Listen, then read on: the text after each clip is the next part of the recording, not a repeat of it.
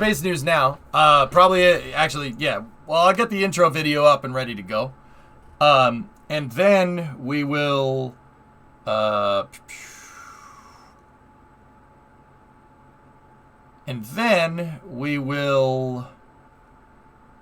watch the intro video and then we'll do space news. And then I think it's Wednesday, so summer car. And then at 11 tonight, we have Crew 3 undocking.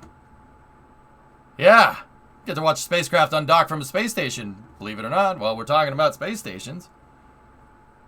Make you? All right. Here, while we're talking about Saturn V, why don't you guys take this for a spin? Here, I'll be right back. 1 second. I hope you enjoyed working on the MLV, talking about rockets. We'll keep going with it, and probably keep going with it. I don't know, maybe tomorrow for after hours or something. Anyway, enjoy. I'll be right back.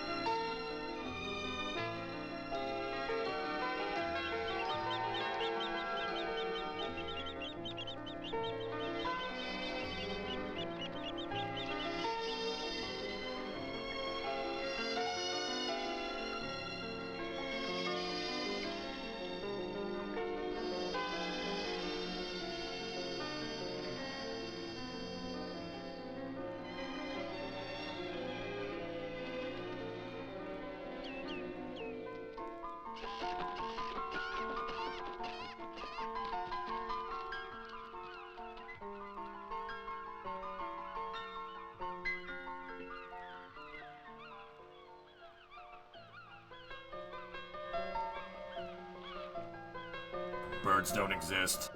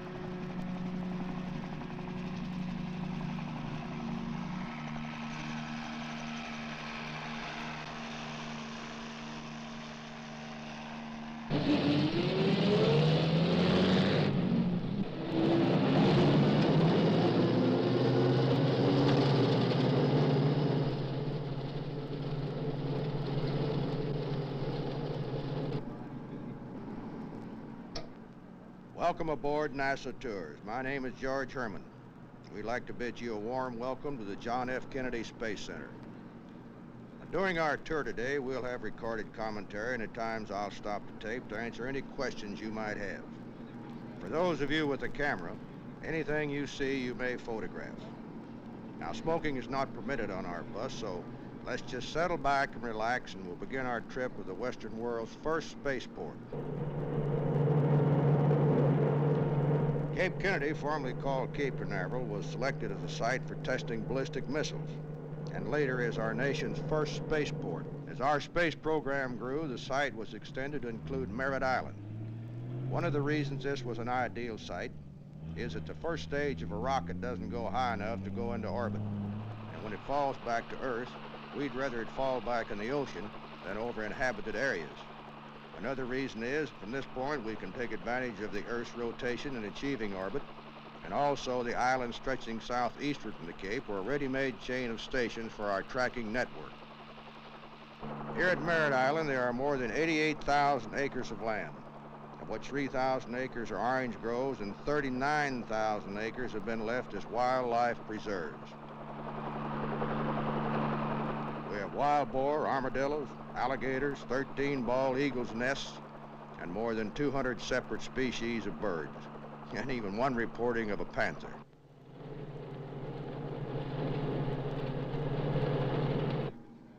The long white building on the right is the Manned Spacecraft Operations Building. Here is where we receive and check out the Apollo spacecraft and the lunar modules. And if you ladies think you keep your house clean, well, you should see the inside of this building. The walls, the ceiling, and even the floor is painted white, and they never stop vacuum sweeping.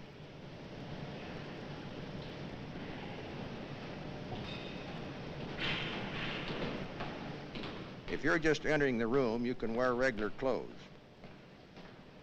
But before you can go near one of the spacecraft, you have to put on white gloves and a special lint-free gown, like a surgeon would wear in an operating room.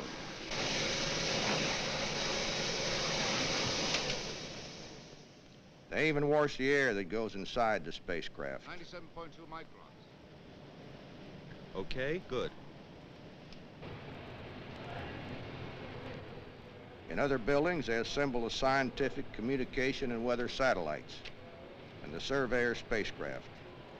For you folks who don't know what a surveyor is, that's an unmanned vehicle, and we've already soft-landed 5 on the moon. You've seen the pictures they send back. The last 2 even had claws which dug at the surface, scooped up the soil, and then sent a message back to Earth to tell what kind of soil it was.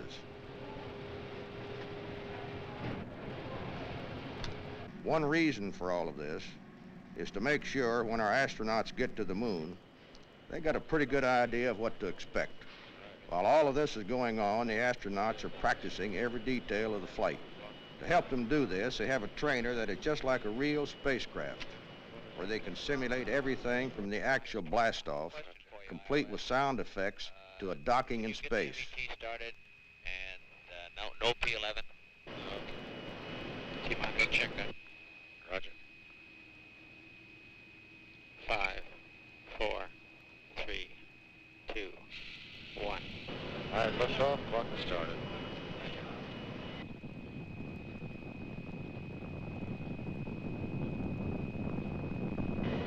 Roll commence. Roger. Engines tracking. Roger. Roll complete. Roger. Say again. No strain, let it go. Roger. Rate change. Roger, rate change, and we're venting. Pressure's decreasing. 1 minute. Okay. Oxtep, RCS command. Very good. Command module RCS propellants on. Very good. Roger, switching.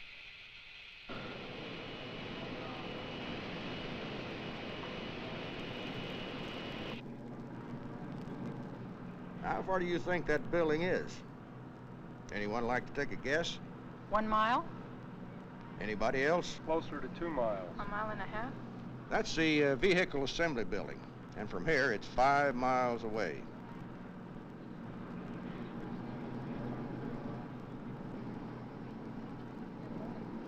Now we're going inside and have a brief rundown on what takes place inside the building. The size of this structure, folks, is again deceptive because we don't have much on our flat terrain to which we can compare it.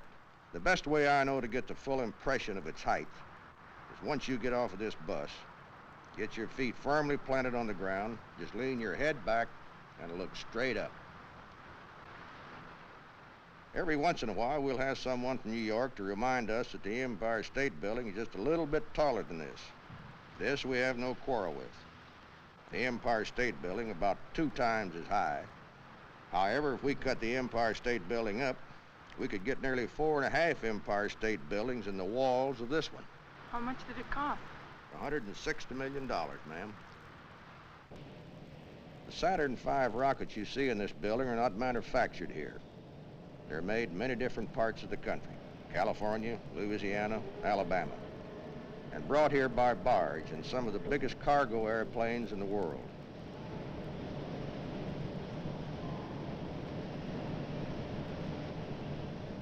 Now that you've seen the size of some of our rockets, you can understand why we must have a big building to put them together.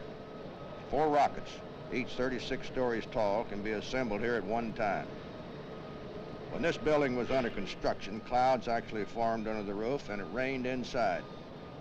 The giant fans have been installed that keep the air moving so this can't happen.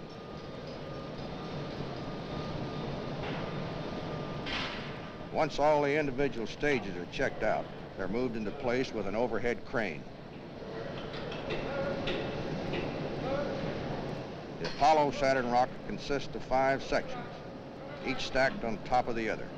The main booster, the intermediate stages, and finally the payload that contains the spacecraft that will orbit the moon and the lunar module.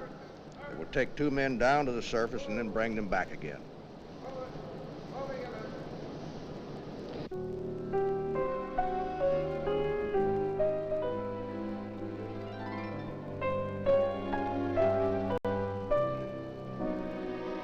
When the rocket is assembled and all the systems checked out again, they open the doors at the side of the building.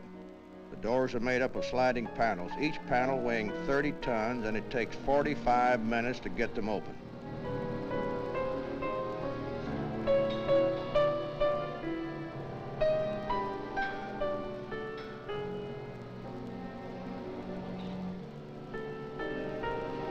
Then a large crawler transporter, which is like a giant tractor, is driven into the building and lifts the rocket, platform and all, to take it out to the launch pad. And they usually start early in the morning because it takes all day to get there.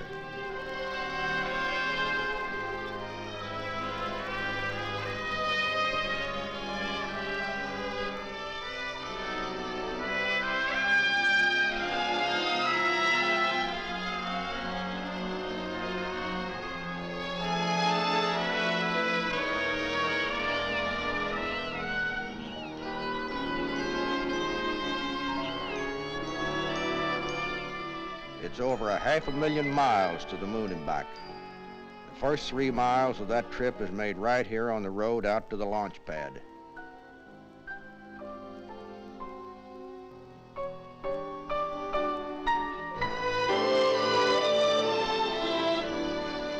The road out to the pad isn't a divided highway, but 2 road beds filled with loose rock to help cushion the weight. When the crawler transporter is carrying the Mobile platform with the Saturn rocket, there is a total of 18 million pounds moving along at a top speed of 1 mile an hour. When the crawler is empty, it can really scratch off. It can double its speed and go 2 miles an hour.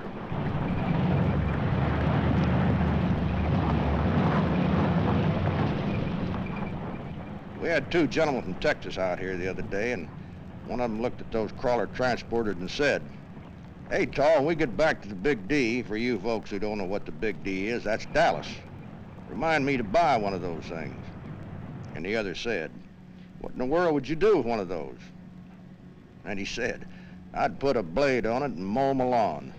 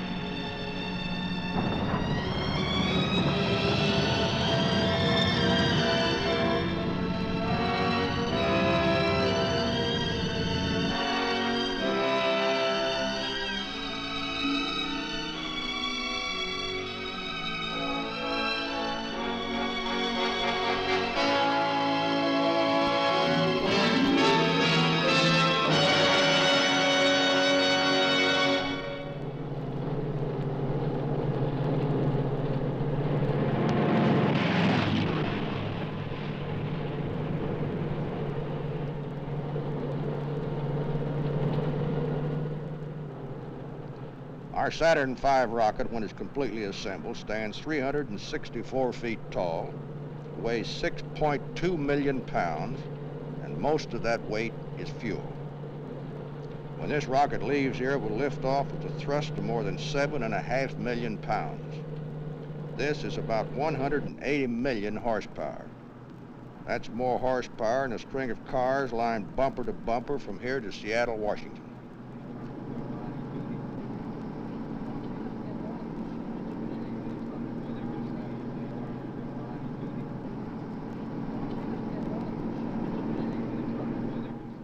Now from here you can get a good view of the roadway going up the top of the launch pad. Remember, that crawler transporter must traverse this grade with the Saturn V rocket. There are automatic leveling devices to keep the rocket level, so it doesn't become top-heavy and fall over. We're test launching these rockets right now in preparation for a launch to the moon. But it's more than a moon rocket, folks. It will do that job and whatever else this country needs to do in space for a long time to come. Okay, are there any changes to the schedule, Arnie? Line item 7, which is shown for all day, all of first shift Tuesday. The tank pressurization test will not start until 1300. When do you want to run the leak check? First shift Tuesday. Arnie, you're going to extend that time out for 5 hours by cutting it off in the front end of that LH2 storage tank pressurization. Negative. The hazardous portion of that test should last only about 4 hours, Ted. Time check coming up on Apollo Saturn count. T-minus 8 hours.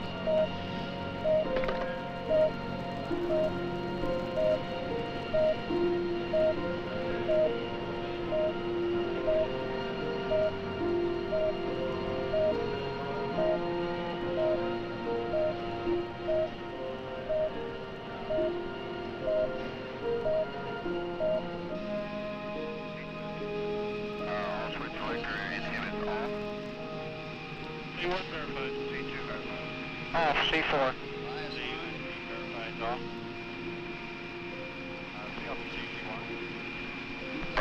CUSW, verify ESE, LVDA, and the ESE position. CUSW verified. CLGK, request and execute FT-43. As CLGK, copy, will supply.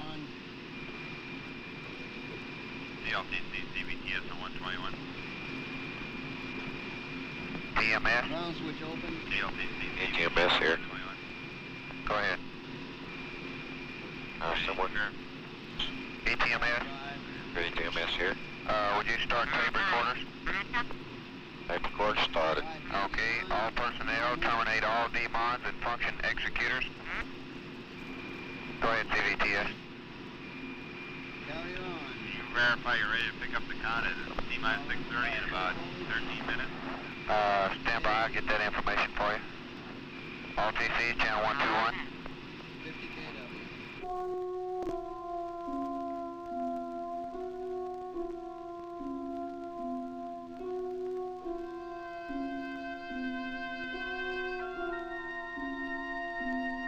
Discovery, go at throttle up.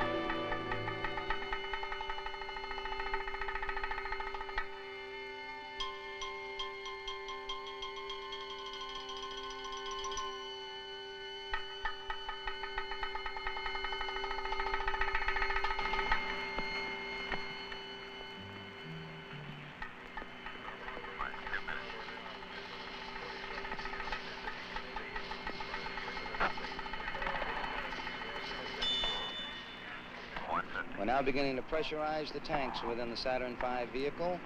We'll pressurize all of the tanks in all 3 stages with gaseous helium. As the pressurization builds up, it's being monitored here in the control center now at 1 minute and 40 seconds and counting. Our status board still indicating all is well. Status board shows instrument units, spacecraft, and all the launch support operations well at this time at 90 seconds and counting. Houston Flight now confirms that they are go for the flight, as are all other aspects of the mission. T-minus 1 minute, 16 seconds and counting. The pressurization continuing within the vehicle at this time. We also have a hydraulic commit that will permit the hydraulics to drive the engines in the first stage. Liquid hydrogen tank in the second stage now pressurizing.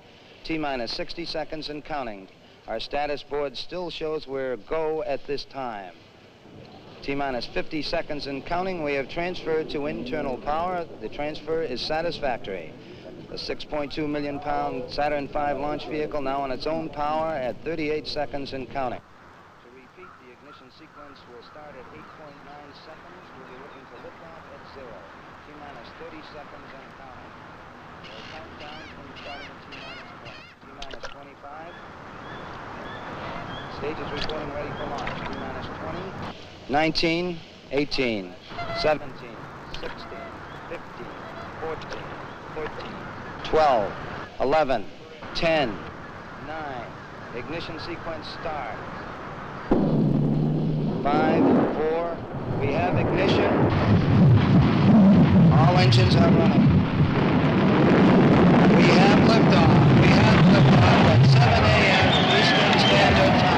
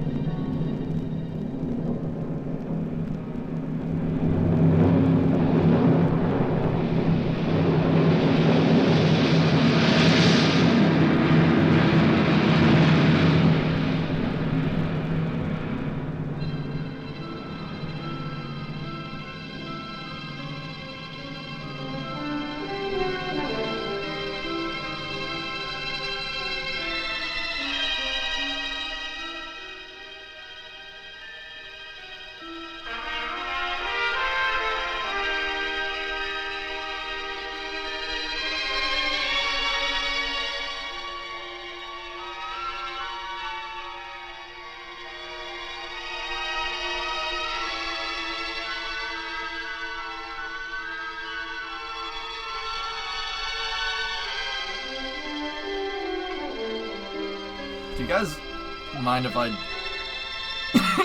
just go back over here, like, real quick? Ignition sequence start. 5, 4. We have ignition. All engines are running. We have liftoff. We have liftoff at 7 a.m. Eastern Standard Time. Oh, I like that. Yep, I really like that. That's really cool. Yep, yep, yep, yep, yep. That's really nice. She's a freaking beast. Holy shnikes.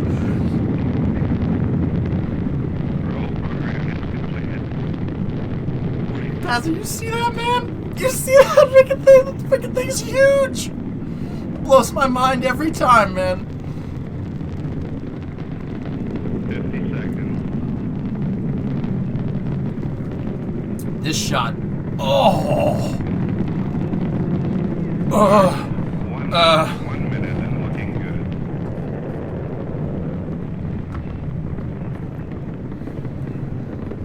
Man.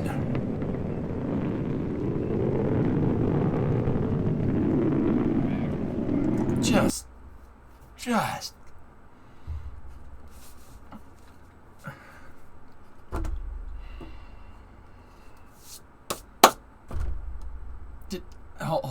Hold on. Just. Ignition sequence start. SLS will be like this, dude. It'll look like that. It'll be amazing. We have ignition. All engines Oh, it are just running. makes me want to lift weights, dude. We have liftoff. We have liftoff at 7 a.m. Eastern Standard Time. I feel like I could bench press a bulldozer after watching this. Yeah!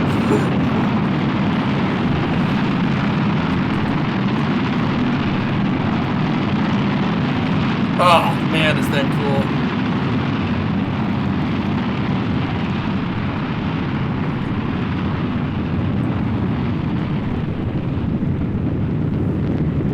It's a TWR SLS. Should be 1.2, 1.3 off the pad, right? Something like that. She's gonna move faster than that, that's for sure. Oh, man.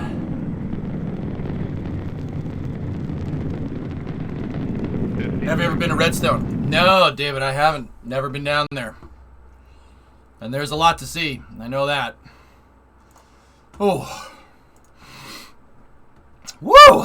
That's a good way to wake up. You awake yet? David, I would love to go. I gotta go. Dude, I'd love to go down there. That place is freaking heaven. All the dynamic test stands that they have down there. Yep, Void Ray. Hopefully we can see Starship and SLS, and we have 2 of them.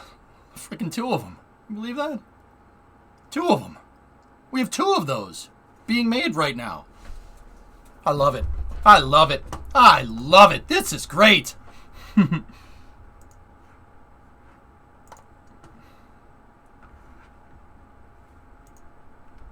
I just, yeah. More, please. More, please. I need more. Have you watched the spin launch vid? We've seen spin launch before, yeah. Does Starliner still exist?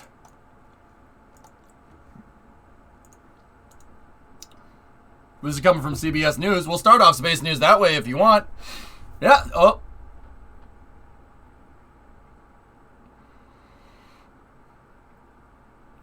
Yeah, it still exists. Oh, okay. I think a part fell off there. Get the tape. No, actually, okay. Panel coming off a side, which is just poetic. Fellas, look at. So you got a big transit van right there, and you got a GMC Colorado over there. I just want to just kind of take some time to just look at how big that capsule is. You know, I will never not give an opportunity to show scale. These things are bigger than you think they are. Look at that. Look at the trucks. I mean, you know, I get it. If you're not American, you probably don't know how big this is. But everybody knows what a transit van looks like. The transit vans are big. That's a big van. Look at it. It's tiny compared to the capsule. Does size matter? Yeah, of course. See, here's the thing. Okay, here's the thing. Size does matter. You know why? Because if you don't have a big enough rocket, you know, oh, it's not the rocket, it's how you use it. No. If you don't have a big enough rocket, you can't go to the moon. Okay? Okay? Unless you rendezvous with another rocket in space.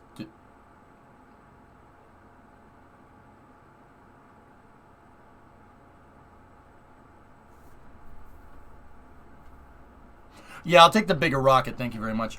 Yep, that's a pretty mixed metaphor. Hey, it's Earth Orbit Rendezvous. It is an architecture that was thought up by the Apollo program as a backup. Duh.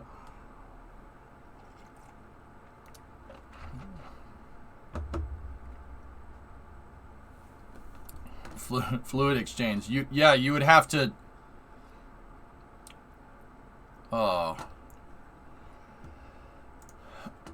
Anyway, so Starliner was rolled from the C-3PF today, fellas. It was rolled from the C-3PF over to the launch site, which is actually really, really, really freaking cool. So that is ahead of the May 19th launch of the OFT-2 mission, which means if it's rolling out like that, it moves. It's pretty much good to go for launch. Let's hope that this one can go off without a hitch. And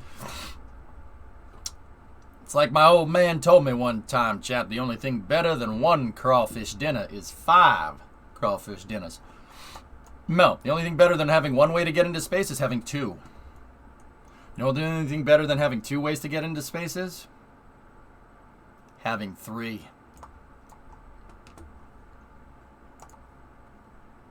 Yeah. True story. All right.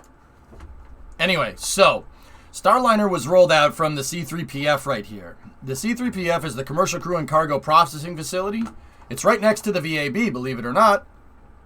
That is a former Shuttle Orbiter Processing Facility. That's former OPF-3. And they used to make shuttles in there. Now they make Starliners in there, which are shuttle derived, which is kind of funny. And it was rolled out from there down here, and it's going all the way. Judging by that camera that I just saw, it's going down here, going over here, through Cape Canaveral Air Force Station, out onto the ITL Causeway, and over to 41. Right here. Particularly into the Atlas V Vehicle Integration Facility, or VIF for short. Right there, to be stacked on the Atlas V. Hey, look, you can see one in there.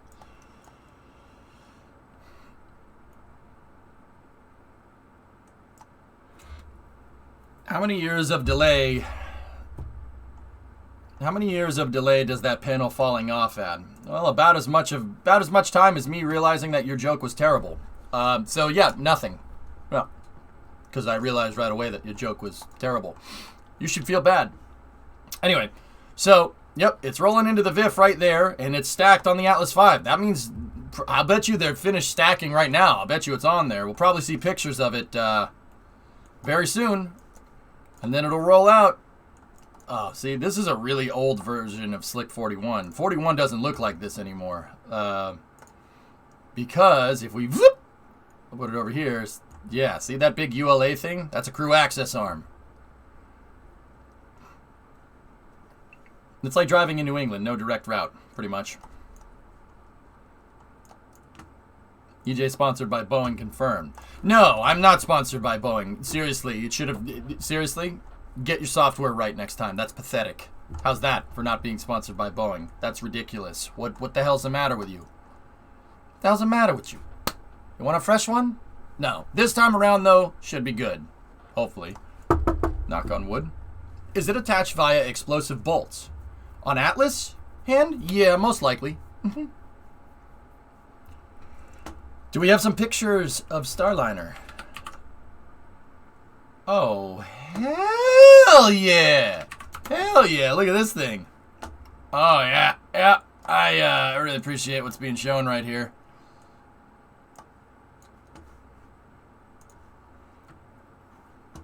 There she is. Oh, that's money, dude. Flykin, are you here? Genuinely curious. You had a couple of questions. Good questions, actually, so. Speaking of horrible titles. Okay. NASA may use Elon Musk to probe Uranus. Okay.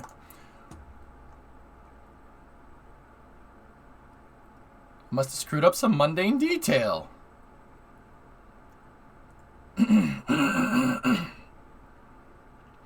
Guys, do you think the Russians will ever get back to the ISS? Okay. I'm only going to talk about this once. Dmitry Rogozin has said... So first of all, what he said was if we were going to pull out of the ISS program, we'd give a year's notice. And everybody took that as, oh, he's pulling out of the ISS program. No, they didn't listen, as per usual. There's no indication that Russia's going to move out of the ISS. Honestly, their kind of view on it, as far as I can tell, is pre-2022.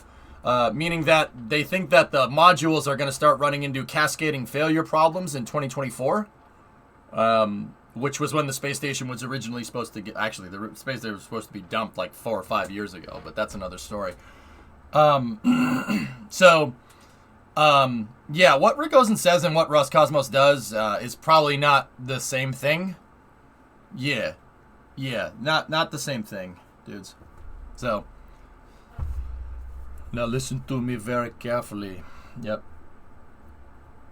Yeah, Potzer, it is what it is. They can't be bothered with actually listening to what the guy has to say. No, he's the bad guy, right? Like, I mean, don't get me wrong, he's a dick, right? But, okay. So, yeah, believe it or not, there's nothing really... The ISS is still kind of just doing its thing, pretty much.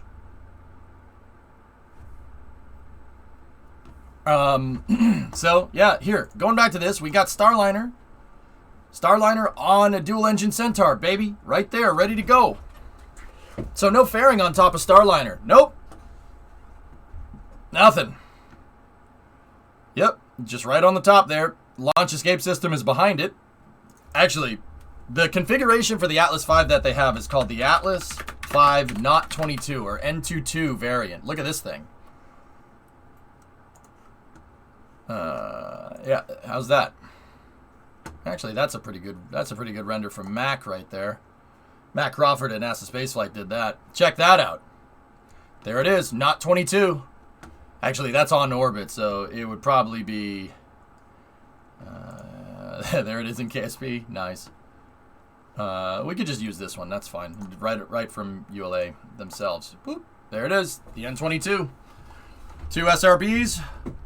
Atlas Common Core Booster, so CCB, with an RD-180 in the first stage. And then we got dual-engine Centaurs using RL-10A42s. And then you got an aft skirt in your launch adapter right there. And then service module and capsule. Cool. One of the cool thing is that Starliner actually, they changed it. They changed something based off of the OFT-1 mission. It has a retractable nose cone now, like Dragon, which is actually pretty cool. Starliner on the OFT-1 mission had a pop-off nose cone. So the nose cone popped off, similar to like Dragon 1. Boeing actually redesigned it and designed it with a, you know? I think there's a middle ground to reading it. I think they are planning to pull out, but since the date they intend to, likely 2024, is over a year away, they haven't given official notice yet, but they're wanting to. Yarg, if I had to look at it completely from their perspective, they're holding cooperation. They're holding cooperation over our head as a way to get rid of sanctions. So there's probably a contingency there to actually leave the program. I'll bet you there is. But they're not doing it. Just like NASA has contingencies for if this happens. They wrote up contingencies for this, believe it or not, in the 90s. Yeah. Curious why they use the skirt on Starliner. Well, nothing is there for no reason. So, here, let's look at this picture. This is a really nice picture. Check that out. So the skirt. Why? Why do you think, Gil?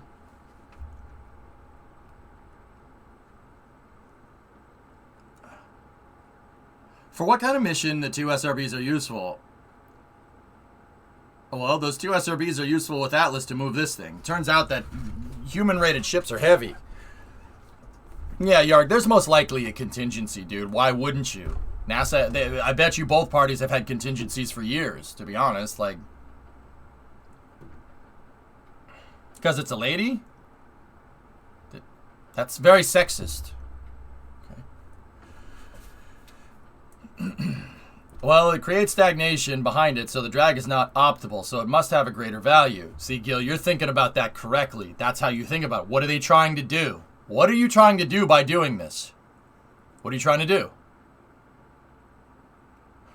So, I'll tell you. The aft skirt is there to make sure that there's no... So, to make sure that the boundary layer that comes off of the capsule hits down here and not right there. Why? Well, that'd screw up the center of pressure of the vehicle now, wouldn't it? So what's a boundary layer? So basically when air is coming at Starliner right here, it shoots off to the side, right? And that creates a lot of low pressure up here. That pressure creates drag. Now, there's going to be air that's going to get compressed right here. It's going to happen. And if Starliner didn't have this thing behind it, that air would go in and it would flow along the Centaur stage. It would try to go in. Right? The wake would try to come back and collapse in on itself, like how a boat wake works, kind of. Air and water don't work similarly. It's just a picture, right? So you're going to get an aerodynamic wake right here. This accelerates the wake backwards, so it doesn't do that. So it doesn't hit right here. It doesn't hit the conic ISA on top of the Atlas stage. That's why it's there. It stabilizes the vehicle at high speeds, believe it or not. Does that aft skirt happen to be the same diameter as Vulcan? Just curious. Starliner is a 5-meter capsule.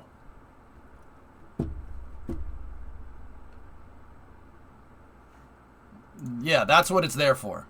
Also, when the abort systems fire, if it does, Gil, they shoot out. They need a place for the abort engines to go. So it basically shoots them out through the skirt. I mean, don't get me wrong. If you had no skirt, it'd do the same thing. But yeah. You want to make sure that the wake doesn't collapse in on itself around the ISA, because that's going to move your center of pressure too far forward and destabilize the vehicle. Any word on NERVA? Well, we have a congressional testimony to go over, and they do talk about NERVA in it, so, yep. And also, yes, for the record, this is 5 meters. Starliner's a 5-meter capsule. I mean, once again, look at it compared to the trucks. It's big. It's a big capsule. So what's the random pole in the way of the board engines on the skirt? That's a hydrogen vent line, Yarg. Or no, that's not hydrogen. That's no, that's not a hydrogen vent line, because a hydrogen vent line you would need to find a purge flame, or else it's going to go places that you don't want it to go. That's a positive pressure positive pressure valve. So to make sure that air doesn't get like trapped inside of that aft skirt, there's a vent line, and there's a place for it to escape. That's what it's there for. The Atlas's fairings have that too. Actually, that type of design goes back to Titan. It's a way to get pressure outside of unpressurized areas. So, like a fairing, right? As it goes up, right, the fairing is sealed for the most part. I mean, it's not airtight by any means, right? Some of them are watertight, though. Reuse them. So you can get gases pooling in the bottom of the fairing, so they leave a vent. There could be gases pooling inside of the skirt. That's why it's there. Every version of Atlas has that. Also, there could be locks that gets trapped up there because you're accelerating the air past the skirt, so it's going to create... Hey, Marcel. Thanks, man. 10 subs. You're accelerating the air past the skirt, so it's going to create a lot of low pressure, so stuff will actually get sucked up into the skirt. And that's why that vent line is there. So when it does, it just recirculates and goes out. Hokey gifted a sub to Starliner? Nice. Cool. Yeah, that goes back to Titan, dude. Yeah, believe it or not. More mounting photos from ULA. Sweet! Like I said, it's like my old man told me one time, Lynn, the only thing better than one crawfish dinner is 5 crawfish dinners. Oh, that's sick. Hey, Zay, how are you? Hokey gifted 9 subs. Thank you. Discovery, go and throttle up. Yeah. Okay. Space. What? Space. Let's focus on space, man. The United States of space. Because I'm not stopping at the moon. Write this down. M-A-R-S. Mars, chat. Red rocks. Yeah, yeah.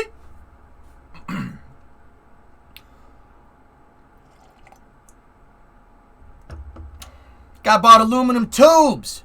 I have to tell you what the frick you can do with an aluminum tube. Aluminum!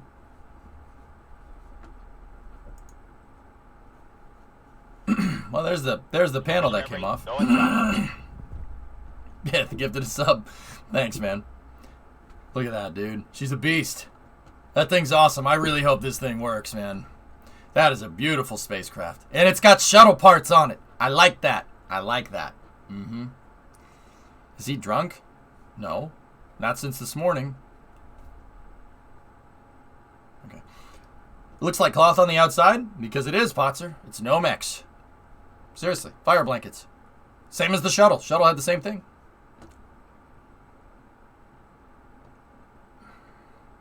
This is all shuttle-derived stuff, guys. Starliner is basically the space shuttle in capsule form. True story. Do I have a 3D render that shows off all the major capsules to give a comparison between them all? Oh, I'm sure someone's done that. But I'm sure you already knew that.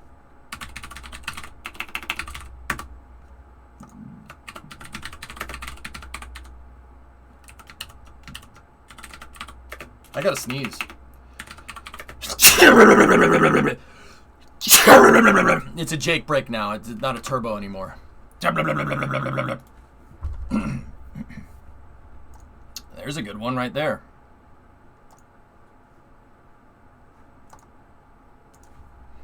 Yep. There it is. So there's Apollo sitting at 3.9.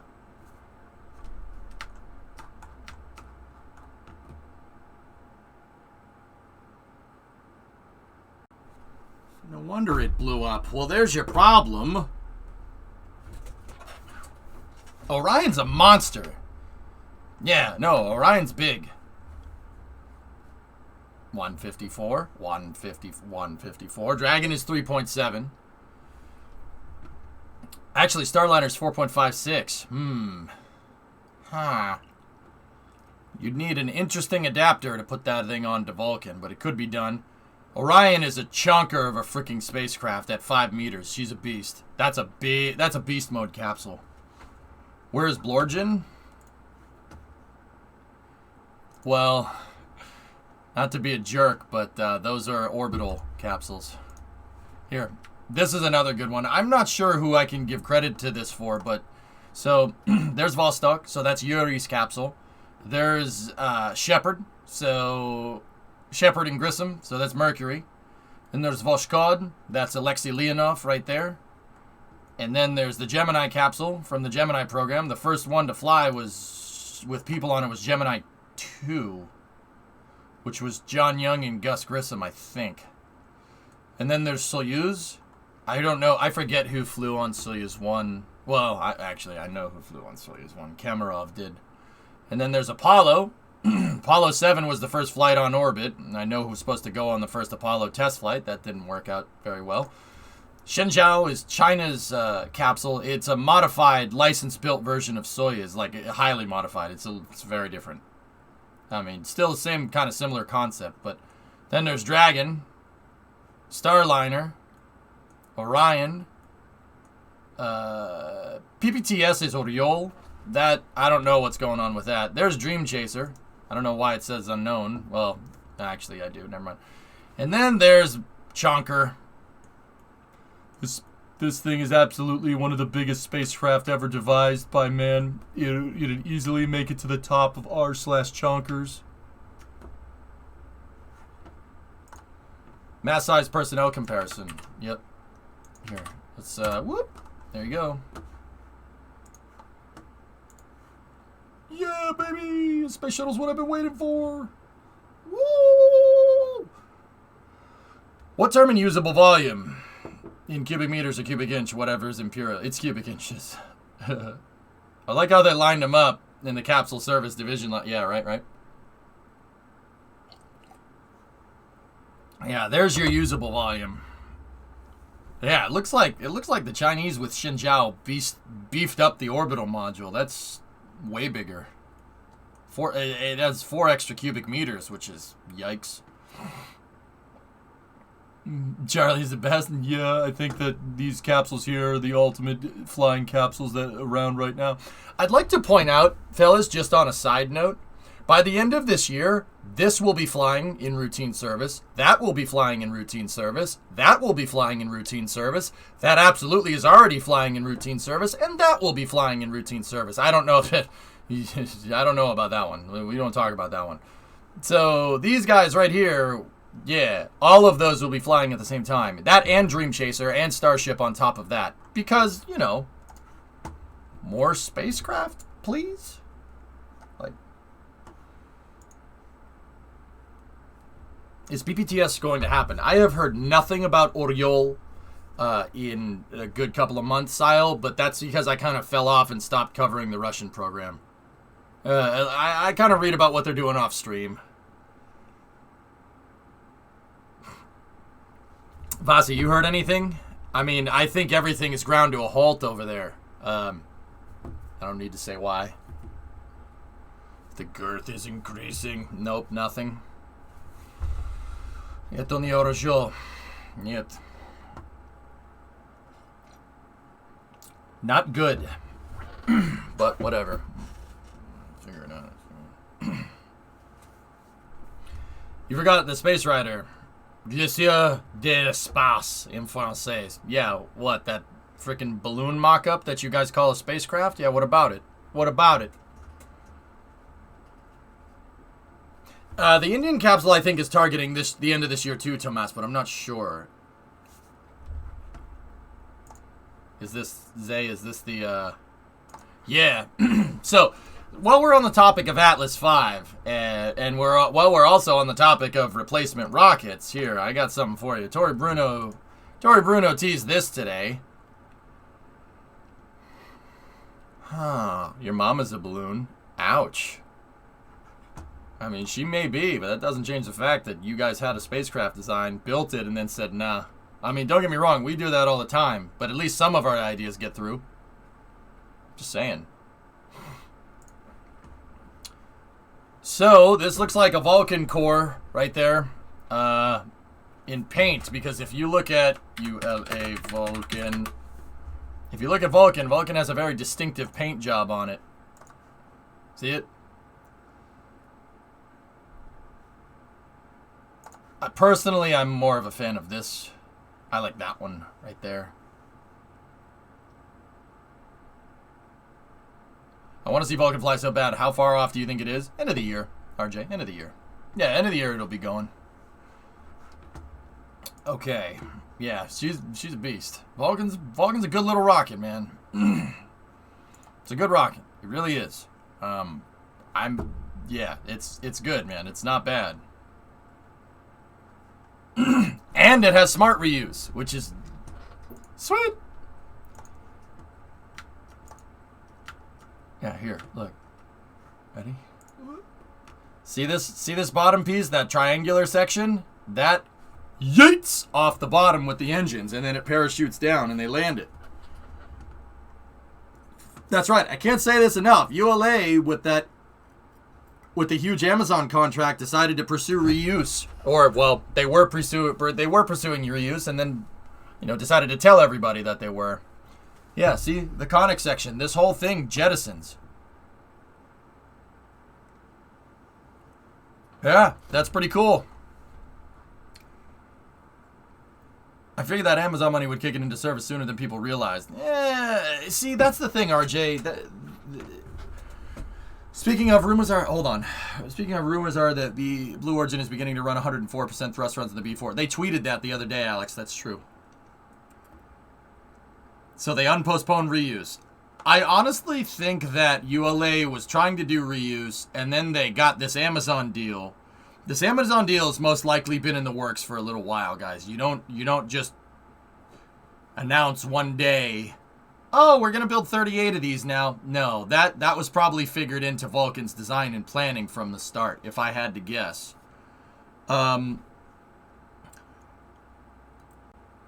If I had to guess. So they probably figured in reuse, but was quietly pursuing reuse. Tory Bruno has been saying for the longest time, he's been saying for the longest time that Vulcan could be reused if the money was there. And it turns out that was cryptic, if the money was there. It turns out that the money is absolutely there, but he couldn't tell people that. You know what I mean? Did I already comment on that? We're going to watch the whole thing here in a second. In fact, that's probably what we should do. So, we got good things with Starliner, and we got good things with everything else. Now, I want to go through and pick that congressional meeting here. So, I haven't watched it. I wanted to watch it on stream. This was the fiscal year 2023 budget request. So, don't get me wrong. There's politicians in it. There's a trigger warning right there. There's politicians in it. I want to listen to it. It's important to listen to. I really want to see. This is a good way to gauge where NASA is at. So let's sit down and let's learn something. Let's do it.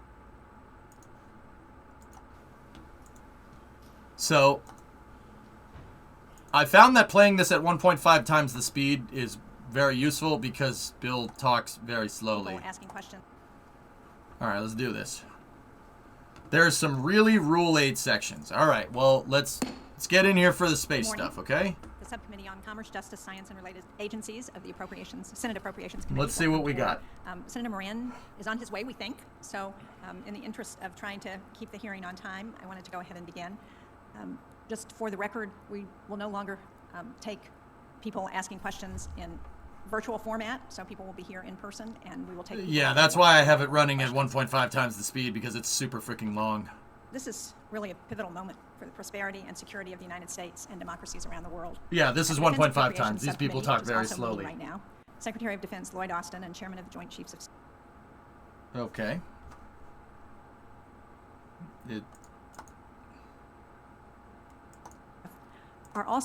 Are represented here, that each of you represent the National Aeronautics and Space Administration, Aeronautics. NASA, and the National Science Foundation, NSF, are also key to standing up to the challenges facing our country. Here you go. It gives me great pleasure this morning to... You want zero speed for comparison? Bro,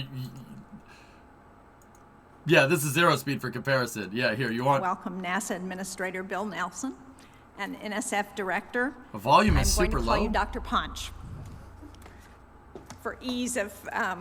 statement. So thank you both for being here this morning. It's really good to see you again, and I'm delighted that our ranking member has joined us. Just to clarify again for the record, we have Can you not? of you manage are on the front lines of bolstering the nation's cybersecurity, training teachers, technicians, explorers, and entrepreneurs, developing industries of the future, and understanding the existential threat of climate change. This subcommittee wants the next pair of boots on the moon, the next Nobel Prize-winning discovery, and the next paradigm-changing technology company to be made in the USA. Or from my perspective, better yet, the Granite State. I'm sure Senator Moran feels that way about his home state of Kansas. We know in New Hampshire that manufacturers have what it takes to cut it in space. Yeah, but not video players, clearly. Scientific leadership and the economic prosperity and national security that it affords. We have to continue to keep peace. When the U.S. government was shut down in 2019 due to partisan bickering, a disagreement in the Senate over the budget, China was landing on the dark side of the moon. We're not going to be able to compete if that's the choice that we have. Now, I don't want to focus on the past, but we need to learn from it so that we don't repeat it. Most critical, it's a reminder of what's at stake in this global competition. That's why I'm pleased that the fiscal year 2020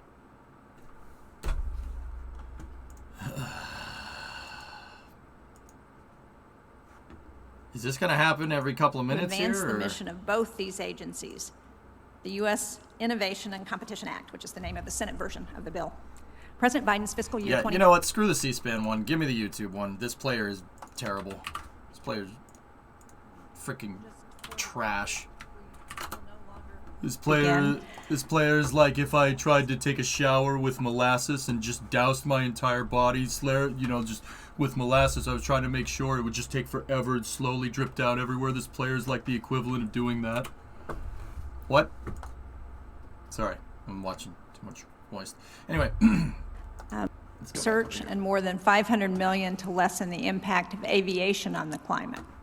NSF's budget includes a total of $1.55 billion for climate and clean energy research as we work to enhance our energy security and create energy efficiency and renewable energy jobs. Most important, the request invests in people, with $150 million for STEM engagement at NASA and $1.4 billion for NSF's renamed Directorate for STEM Education. And this is a major priority for me because I've seen how critical it is to our economy in New Hampshire and to the economy in the country. I was just at a ribbon cutting yesterday for BAE Systems, which makes critical parts for the F-35 and a lot of our warfighting equipment. And they're hoping to hire several hundred more jobs in New Hampshire. And when I asked them, what's your biggest challenge? It was workforce. It was finding those STEM educated workers who can come in and do the jobs, the engineers, the scientists that they need. And so the work that you're doing in that area, both NASA and NSF, is really critical. This is, of course, a point of pride for New Hampshire as well because of we're the home of the Krista McAuliffe and Alan Shepard, who are both revered Granite Staters and emblems of STEM education. Excuse me, Krista McAuliffe was born in Framingham, Massachusetts. Thank you very much, Jean. The same sentiment is shared by our academic institutions that are highly She's ours, not around yours. the country for their aerospace research and innovation. And as we were discussing, Senator Administrator Nelson, we're immensely proud of the University of New Hampshire Space Science Center, which was recently selected by NASA to research the Earth-Sun environment. As one of the two winners of the Heliophysics Medium Class Explorer competition, the $250 million will improve our understanding of the dynamics of the sun, its connection to the Earth, and the universe. NASA's budget request will land the next humans on the moon and return soil samples from Mars, while NSF seeks to create jobs and maintain U.S. leadership on critical technologies that will define the next several decades. Technologies like artificial intelligence and quantum computing through the new Directorate of Technology, Innovations, and Partnership, and I'm really looking forward to hearing more about that in your testimony. There are also a few challenging items in these requests. In particular, I'm concerned with the proposed cuts to NASA heliophysics and an overall lack of resources to address recent decadal surveys in astrophysics and planetary science at both agencies. So in conclusion, I believe that we must continue to look toward the next frontiers of science and space, and I'm looking forward to the launch of Artemis 1 this summer. I understand that Senator Moran is also looking forward to that. I support NASA and NSF because these agencies inspire us with curiosity-driven research and exploration, and I think curiosity is one of the most important aspects of the human condition. So we thank you, both of you, for what you do to answer questions that we want to know about. So with that, let me recognize the Vice Chair and one of the conferees of the United States Innovation and Competition Act, Senator Moran. Chairwoman, thank you very much. I appreciate hearing your enthusiasm. You and I are involved in a lot of hearings in this subcommittee and others, and I would hate to admit that that any of them are ones that I'm not excited about being at. But if there's a level of enthusiasm for a subject for a hearing, it is this one, and it's nice to have the two of you here today together. And I certainly welcome our former colleague and Administrator Nelson and Director Panchanathan to this hearing. I want to start by thanking Ponch for visiting Kansas with me last year. It was a highlight and very valuable. Wait a minute. That guy goes by the nickname Ponch? That's awesome. Certainly to me, and I hope to you, but to the people, the students that we spent and you spent time with.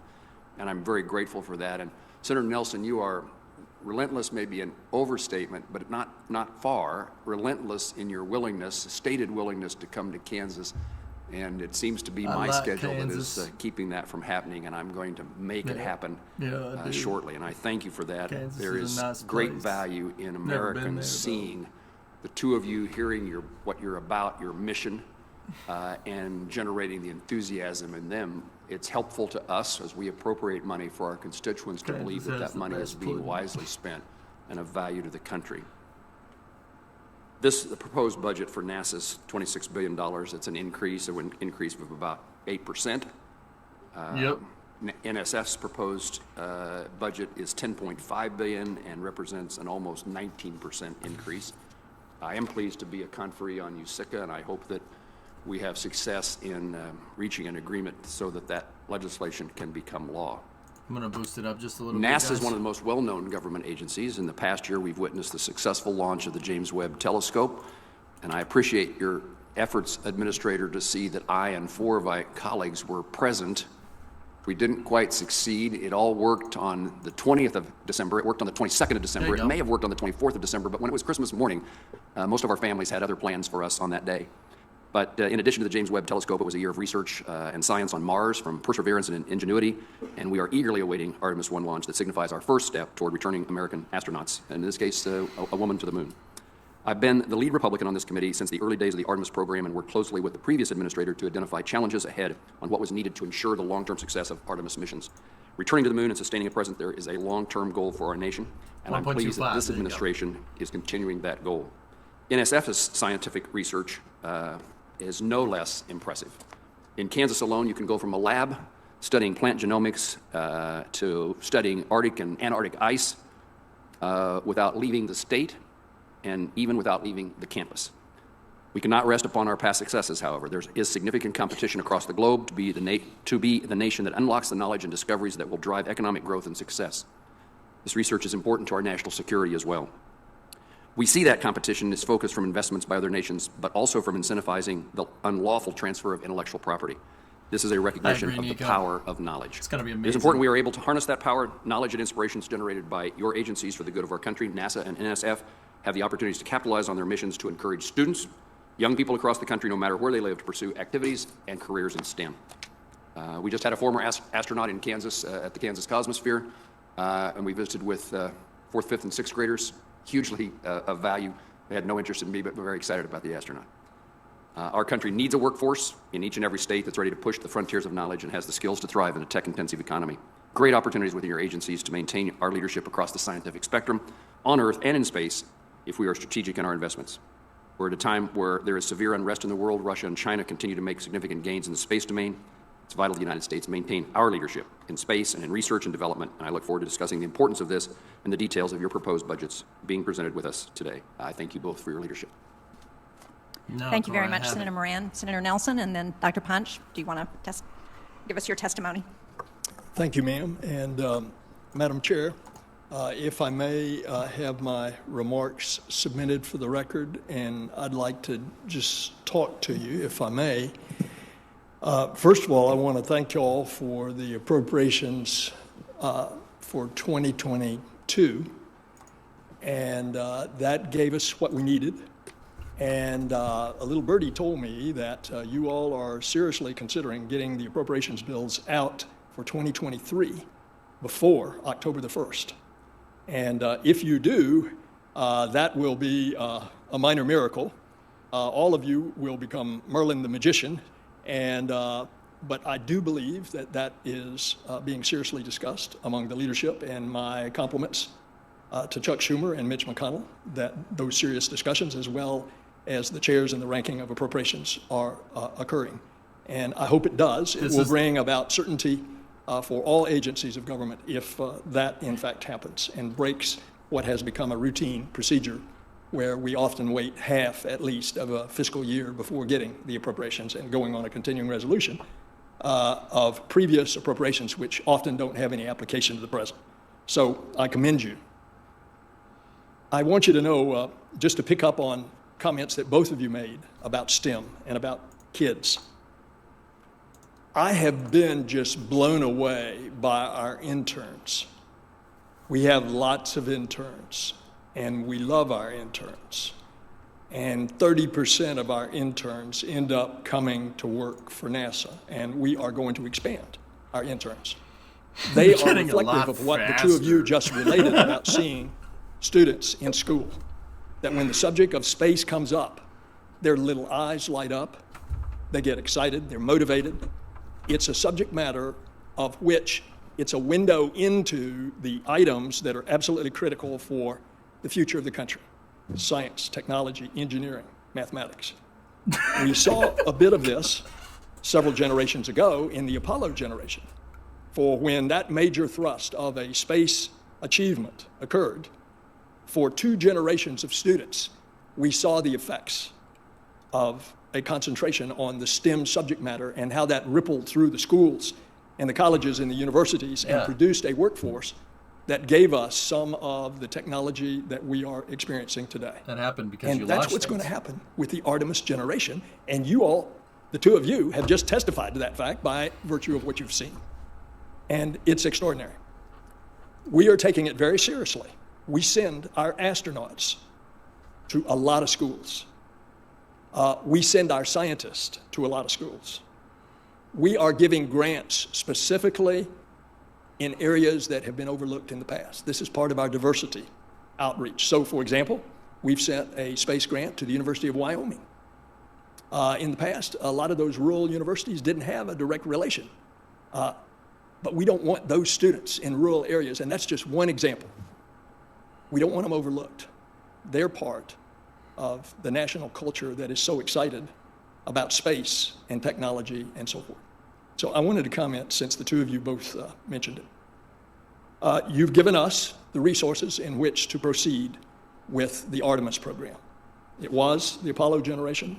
We're going back to the moon. We're going to land the first woman and the next man. It's going to be an exciting time. But this time we're going back to learn, to stay, to develop new systems, new technologies, new techniques on how to live a long time in that hostile environment. Because when we go to Mars, we're going to have to have learned that. And we're going to have to learn new technologies too. I want to urge you as an appropriations committee, don't short sheet space technology, the R&D. We need that extra oomph in our research and development. And let me give you one example. For years, by the way, you, the Congress, has rescued us on the question of nuclear energy in space. As a matter of fact, not until this year were we able to get the Office of Management and Budget to agree to put, albeit a minor amount, it's a symbolic amount, for nuclear research for space, nuclear thermal and nuclear electric. Not only producing electricity, where, for example, on the surface of the moon, we're going to need a lot of electricity because if we find water, then we have rocket fuel. And we've got a mission going to land on the South Pole next year. It's going to dig around down into the moon's surface. And if there is water there, then we have that opportunity. So I want to commend you for how you have constantly supported nuclear thermal, nuclear electric. But I want to ask you to consider pouring on the juice because that nuclear propulsion would give us a way to get to Mars quicker. And if we can get to Mars quicker, then we don't have to stay there for a long, long time until the planet's realigned so that we can get back within a reasonable period of time. Wow, Bill, so sharp today. I could keep talking on and on. Aviation, something dear to Senator Moran. We're going to fly the first electric airplane this year. We're going to fly the first low sonic boom, supersonic future transport that can fly over populated areas with just a little rumble instead of that boom, boom that goes with the existing sonic boom. There's so many things. I'm going to wait for your questions. Both of you mentioned James Webb Space Telescope. My goodness, in 1 month, we're going to have the first pictures. And it's going to be from light that has traveled at the speed of light, 186,000 miles per second. He flew on the shuttle, for 13.5 billion years. It will be the light in the infrared spectrum that is from the formation of the very first galaxy. Just think of the discoveries that we're going to have of this thing called the universe that is too big for me to even conceive it. Think of the questions we're going to answer, of which we don't even know what the questions are right now as a result of what we're going to learn. And so I'm going to stop there, Madam Chair. I want to hear from Dr. Punch, who is well-known, well-respected in his scientific discovery, a partner for us, and I look forward to hearing from you all as well. Thank you. Thank you. All right, I'm kind of going to skip the NOA stuff. I'm really interested in what Bill has to say, to be honest. So we have the links to this. I want to get to the next thing. Here we go. Administrator Nelson, I think the whole world has been transfixed on Russia's unprovoked war in Ukraine and what's happening there. And as part of what we've heard from the rhetoric coming out of Russia is the suggestion that they may no longer participate with us in the International Space Station, and they may look to China to partner on space activities. Can you talk about how concerned we should be about that, and whether you're hearing at NASA's level any chatter that they may actually be pulling out of our partnership there? Madam Chair, they are not pulling out. In the last day or so, there are misleading headlines. If you read the articles, it says something else of comments that were made by people in Roscosmos, the Russian space agency.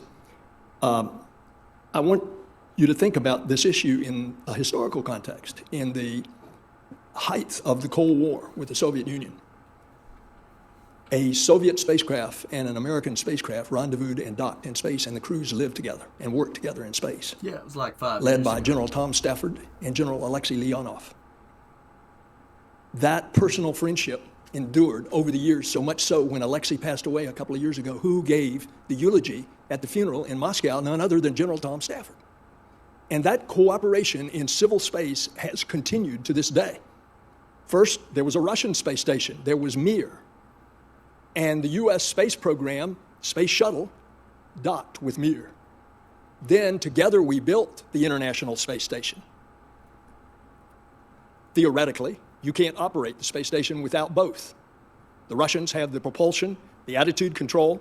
The U.S. has the electricity production.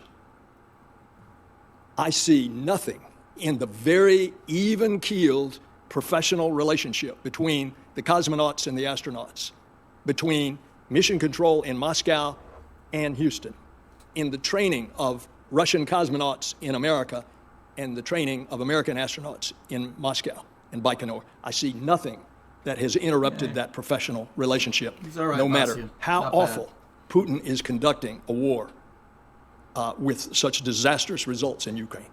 Well, thank you. That's really nice to hear. And I have been encouraged by the reports that we've seen about recent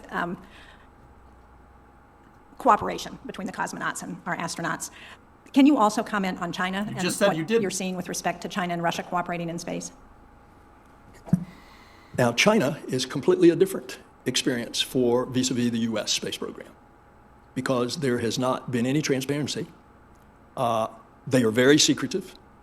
An example, they put up their space station and the first stage of their rocket, they didn't save enough fuel so that they could have a controlled reentry.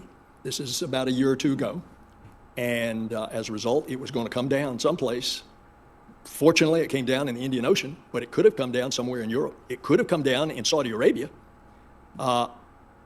And they were secretive about the coordinates of where it was going to come down. I guess it was last year, boss. I have since talked to the Chinese ambassador, and he gave me the opening. He said, well, what could we do? I said, I'll give you an example of exactly what you could do to begin things. You, 50 years after us, have returned a sample from the moon. 50 years ago, we made our sample of the lunar soil and rocks available to the international scientific community. You could do the same. Thus far, they have not indicated anything. So it's been a very strained relationship with the Chinese space program. What is the extent of cooperation with Russia, between Russia and China? Not a good idea. I'm simply not sure. China has made entreaties to Russia. Russia has flirted with China, and you remember Putin went to the opening of the Olympics as a guest of President Xi, but we don't know to what extent. We do know that because of the professional relationship Stop flirting with China. and what I believe to be the intention of the Russian space program to continue with the space station, and now that we have gotten the White House approval of extending the space station until 2030, if you all appropriate the funds, And of course, what we want to do is continue it until we have a commercial space station and then deorbit an aging space station in 2031. But we see every reason that the Russians are going to continue on the space station for the immediate future. And of course, we personally hope that they will continue with us all the way to 2030. Thank you very much. Senator Moran. Chair, thank you very much. Administrator Nelson, given the amount of work that remains to be done with test flights and developing and testing a lander and space suits, what do you see as the largest technical threat to landing our astronauts on the moon by 2025? That's actually a really good question. Good job, Mr. Moran Man. Mr. Lemon Meringue Man, 'cause pudding. No, that's actually a pretty damn good question. First of all, you all have helped us so that landing will occur, because there have been indications, and we hope that you will consider favorably the President's request to start competition in a human lander. Now, as it turned out, the first competition, NASA simply did not have enough money to award for 2 landers. And by far the most economical of the 3 competitors was the one that was given the nod, SpaceX, for the first landing. That's a done contract. What we wanted to do, and what you all, the Congress, have made particularly clear to me through hearings all last year, and I happen to agree with you, is that you wanted competition for the ultimate lander. So on the basis of that, we have started the initial process, and if you deem it wise in giving us the appropriations, which the President has requested, then we will have a simultaneous competition excluding SpaceX, because they already have that under procurement law and can't participate in the next competition. The winner of that competition would have the opportunity, as SpaceX, to land an uncrewed lander first and then do the crewed landing.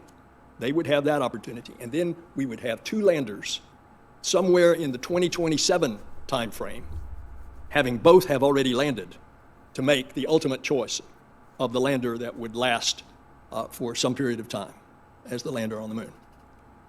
That is a decision that you will have to make in this President's request. And I believe that that is the plan that can bring us all the value of competition. You get it done with that competitive spirit, you get it done cheaper, and that allows us to move away from what has been a plague on us in the past, which is a cost-plus contract, and move to an existing contractual price. Thank you for your answer. Let me ask about aeronautics. You did mention that it has a great value to Kansas and the country. That portfolio includes everything from low sonic boom aircraft to developing advanced materials and technologies that lead us to a safer, cleaner, more fuel-efficient aircraft. You're asking for an increase of $90 million to further our understanding of aeronautics. That's a $972 million request. While NASA is involved in identifying and improving this research, there are great opportunities within the university research community to improve our understanding and develop aeronautic capabilities within the aviation sector. How does NASA intend to use its proposed budget, aeronautics budget, to build upon the strong university research capabilities that exist today to solve current and future aeronautical problems of tomorrow? Well, for example, at Wichita State, they are working on composites. Here's the problem today with composites. You can do a airliner like the I think it's called the 787. It's a composite body. It's much lighter, but it's kind of like a one-of-a-kind. You need to be able to stretch that process out where you can make composites and it be much more of an assembly line situation. Wichita State is working on that. You get that to the point through aeronautical research that NASA is working on so that we can start popping out airframes that are composites. Then you've saved a lot of weight, and therefore you've saved a lot of fuel, and you've gotten a lot greater efficiencies. And according to the passengers that fly on the 787, it's also more comfortable inside because of the humidity. Oh, it absolutely is. Seems like you agree with me that the private universities, the public and private universities, are of value to NASA and to the country in this regard. Absolutely. And as a matter of fact, Senator Shaheen was here 12 years ago when we passed the new NASA bill on a track where there was going to be the government program and there was going to be a commercial program. And we're seeing the fruits of that, for example, going to and from the International Space Station today. because we are transporting crew by NASA contracting with SpaceX and eventually Boeing, and Boeing should launch its spacecraft, by the way, in a week or so. And this is a test flight, and then the crew would be later this year. So we'd have two ways of getting to the International Space Station, SpaceX and Boeing, and we've already got lots of ways to get cargo up there, including Northrop Grumman launching from Senator Van Hollen's constituency. It's actually right across the state line in Virginia, but most of the people live in Maryland that work there at Wallops Island launch facility. And so there's just so much that is happening in the commercial area, whether it's done directly under NASA's government contracts or whether NASA contracts with commercial entities in order to produce what we're asking them to produce. Now, when it comes to safety, NASA's all over it. We're not simply going to put up crew and spacecraft that are not safe, even though we've contracted with a commercial company. And the proof's in the pudding. Look what has happened with commercial crew going to and from the International Space Station. He said it! He said it! Senator Van Hollen. Thank you, Madam Chairman, and to the ranking member. Great to have both of you here. Administrator Nelson, thank you for your enthusiasm for all the initiatives that you're overseeing and for presenting a budget that includes important investments in space exploration and discovery, as well as robust funding for earth sciences, which you said are very important to all. Hold on, before Senator Van Hollen goes, what's the other bingo card? So he said the proof is in the pudding. Give us the juice. Give us the juice. What else? Is the Pope Catholic? We're waiting on that one. He said that before. What else has he said? It's as easy as falling off a log. We need one more for bingo. Apollo 8. There's your bingo. We got pouring on the juice. Also, yeah, every time Bill talks, it's at 1.5 times the speed. You don't want to listen to it when it's not at 1.5 times the speed. All of us, and encompass many of the Maryland-based missions, including at Goddard, and appreciate the funding for PACE, for OSAM-1, and again, continuing support for the Webb telescope. We're all thrilled with the fact that that deployed successfully, and we all know 1 million things had to go right in order for that to be successful, and it has been. And I'm very proud of all the folks at the Space Telescope Science Institute in Baltimore who are responsible for mission operations for the Webb, as well as about 2,000 other Marylanders at Goddard and other places. And as you say, we all look forward to getting the first images back soon. Thank you for mentioning Wallops. I'm going to spend a moment focusing on the Wallops flight facility, which, as you indicated, is critical to our space and Earth science missions. It's a hub for unmanned flight. It's a supplier to the International Space Station. It's a home to NASA's balloon program. This is a great budget, but it does have a shortcoming in that it does not include the funds that we've traditionally provided to the 21st Century Launch Complex program. Other administrations have also admitted that, and we've worked on a bipartisan basis to make sure those funds are provided, because Wallops is attracting new commercial space partners. It's growing. And I think you've acknowledged as well in your infrastructure needs budget the importance of the Wallops Island Causeway Bridge. So I just want, Mr. Administrator, I know you've been there, just your commitment to work with us to make sure that that's a success. Not only do you have my commitment, I've been out there. And we're afraid that bridge is going to fall in the water. Yeah. And it's the #1 priority. And I thought, with machinations with some of your colleagues on this committee, that we were going to get it in the 22 budget.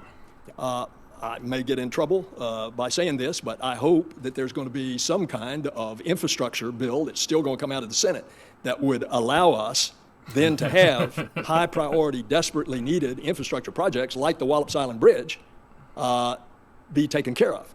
The only way we got some of the others was that you all passed a hurricane emergency supplemental, and we got the roof being done down in New Orleans on the big facility down there. But we haven't been able to get that Wallops Bridge. I hear you, Mr. Administrator. We'll work on that. I mean, the infrastructure modernization bill had a lot of good investments in it, but it did neglect some critical U.S. government investments, like this one. I mean, obviously, if you don't have a bridge going to the Wallops Space Complex, you're in a world of hurt. I do want to flag also the issue of bridge repair over the BW Parkway for Goddard. Mr. Administrator, let me ask you about heliophysics, because I indicated that I think the budget is a good one, but in the area of heliophysics, there is a slight reduction, which I will work with my colleagues to remedy, but I do want to applaud you for your continued support to the Science Directorate. If you look at the heliophysics division's budget, it's been reduced. I think that's a mistake, especially as we witness the impact of solar flares on Starlink satellites. And space weather, as you know, poses a serious risk to our satellites and communication systems. So I also believe you're committed to that mission. In my remaining time, Dr. Punch, if I could just to thank you also for all your work at the National Science Foundation. Quantum science is obviously a critical area for our country, and you mentioned it in your remarks. And Maryland is an important center for quantum information science. Can you elaborate a little bit more on what you're doing in that area? Yeah. And at the same time, do we want to go to to more Bill stuff? I think Ponch is talking a little bit more. I kind of want to listen to what Bill has to say, guys. Actually, what he's said thus far is pretty damn good. Dude, did you hear?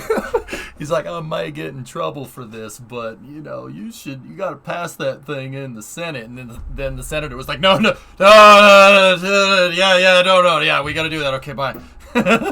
He called him out. He called him out. Damn. Whoa. Bill, the pudding guy. He's damn good. He's a damn good pudding guy. I tell you what, he's a damn good pudding guy. Yeah, no, it's not bad. We're just gonna listen to Bill at like 1.5 times the speed from now on, dudes. Settled. Yes, I will do that because I wanted to wait until you got back to follow up on your. So I'll be honest. Yeah, that bridge needs to be remade. That's the only bridge to get to the launch pads. Yeah, he's not wrong about that. I've been over that bridge. Yeah, that's the only way to get out there. Yeah. Yeah, you probably want to fix that. Yeah. I mean, just putting it out there. Probably want to. Now, the BW Parkway thing, I can't speak to. I don't know. Hellfish, is it trash? You tell me.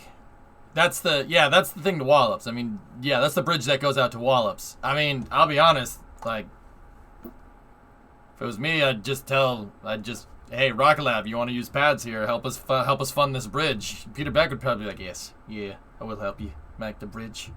Be great. Let's put some color on it. Yeah, I know, Chris. You see that? Isn't there 2 bridges? I think it's just one. Oscog, maybe there might be another one. I've been across one, and I only remember one being there. It's like driving on an off-road course. Okay. To be fair, most of the roads near Wallops need to be redone. I was there in February. I still don't know how the roads will handle the increased traffic. If people are gonna rent the launch pads, use that for the infrastructure. No, like, isn't that why you lease pads to people? Or we'll look after this. Let's go. You need double redundant bridges. I mean, I'm not gonna argue that. We should build like 4 bridges, and then we should have like 20 launch pads. What is this, a bridge for ants? How could people learn how to launch good if they can't even fit into the launch complex? The spaceport needs to be at least 3 times as big! I have a vision. Question to Administrator Nelson about the 2025 date, because obviously it depends on a lot of things going right if we make that 2025 date. And I was a little fuzzy on how confident you are that can actually happen. So can you tell us today that if you get your budget request, that you will be able to make that 2025 date for the landing? Ooh. We will not fly astronauts until it's safe. And if that means there's a delay, then we will delay. But we have every reason to believe that we are on a schedule that first of all, that Artemis will certainly, through the SLS rocket and the Orion spacecraft, be ready, and we will have flown in 2024 a crew after this first test flight later this year. We will have flown a crew in a 30-day mission in lunar orbit. And then we have every confidence to feel that under the contract with SpaceX, that in 2024, they will land an uncrewed lander as part of their demonstration, and that a year later, in 2025, that we will be ready for them to have launched their lander into lunar orbit Orion goes into lunar orbit, the crew is transferred, and the lander goes down and lands and stays for whatever the prescribed time is, a day or so. And then they come back and rendezvous in lunar orbit with Orion and come home. Now, of course, we believe that that's the schedule. But I can just tell you that if I'm making the decisions, it's not going to fly until it's safe. Well, I certainly think we would all expect no less than that. Yes, ma'am. That certainly needs to be the bottom line for the decision making. My question is really, assuming that it is safe, are we going to meet all those other deadlines in order to ensure that it's safe and to get the landing done? And I appreciate your question, and you ought to ask that question. It's also true that every space mission that we've had, there have been delays. You think back to Apollo. Look what happened after the Apollo 1 fire. I mean, they were down for over 2 years. And still, with an incredible amount of money poured in, we're able to make President Kennedy's goal of landing on the moon by the end of the decade. Look at the space shuttle. The space shuttle, a fantastic flying machine, by the way, that we now know had certain technical flaws, and we lost 14 souls. It, too, was delayed until 1981, when, in fact, a lot of people thought that it was going to fly not long after Apollo-Soyuz in 75 and fly in the late 70s. It didn't happen. And look what happened. When we lost Challenger, we were down 2.5 years. And then in 2003, we lost Columbia, and we were down another couple of years, and the further delays. So you can't go until it's right. Say that's because of underfunding. Underfunding. Say it, Bill. And all these things cost money. These delays cost money. That's another reason we had a question about competition. That's another reason to get to fixed price contracts and then hold them to it. And we are doing that with the landers for the moon. Thank you. Senator Moran. Thank you, Chair. Dr. Ponch, again. Fellas, all those problems that he just mentioned, with the exception of Apollo 1. Apollo 1 was straight going too fast. But everything else, shuttle, when it was all because of underfunding. That's the problem. That's been the problem every single time. Underfunding it and then expecting it to perform like you funded it. Discovery. That's the problem. That's what I was trying to get. That's what he was leading to it, and then he didn't say it. He said that cost plus is bad, which doesn't really make any sense, but whatever. It was good enough. It's good enough. It's good enough. But you can't go to the people that control the purse strings and say it's your fault. That's probably not wise. Thank you for your presence here and your leadership at NSF. All right, let's keep going. Let's keep finding the next thing for Bill.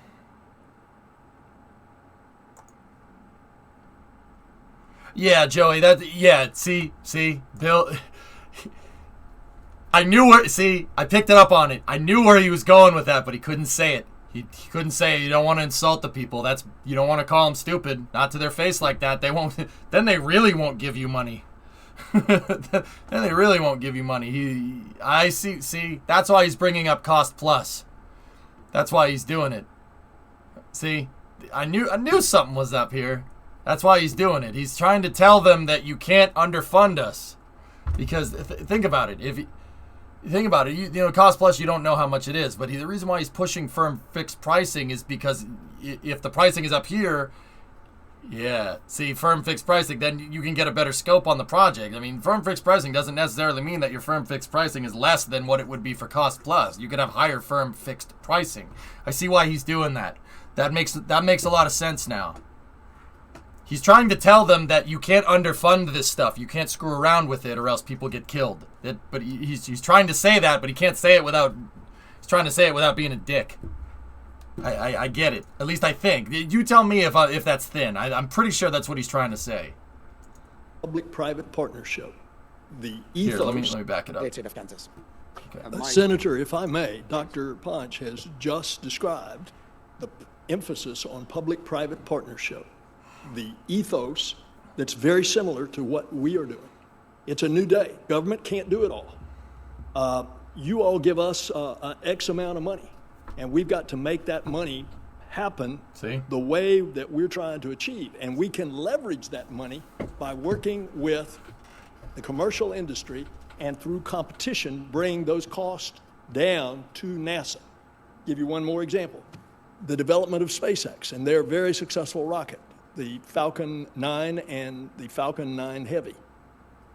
General Hyten, the vice chairman of the Joint Chiefs, told me last year before John he Hyten, retired, that guy's cool. He said the fact that we have competition now on going to space just for the military has saved them $40 billion in launch costs. So it's just another example of the public-private partnership. We're doing this with regard to climate, and of course I'll be happy to go into examples if you'd like that, senators. Dr. Ponch, my questions are not intended to be critical, but to garner an understanding of how we can more rapidly advance the outcomes that we need economically and in national security in a time in which our adversaries seemingly an adversary has unlimited public funds. Okay, let's go back over to Billy over here. Yeah, see, it's what I said when Bill got appointed to NASA administrator. He might not be the best orator, dude, but that guy has been in the Senate for a very long time, literally since the 70s. You know, like, I've always said, like, you know, people say, like, you need a scientist to run NASA. Hell no, you don't. No, that's really bad. You want a scientist to run NASA's science divisions. And you want an engineer to run NASA's human exploration division. You need a politician to run NASA. And that's been true every time. Every time NASA has done great things, it's because there's a politician at the helm. Look at the Apollo program. James Webb wasn't a scientist. James Webb, they named the telescope after him. He was the administrator during most of the Apollo program, from 1960 to 1968. He facilitated most of the Apollo program. Do you imagine that? Like, think about that for a second, okay?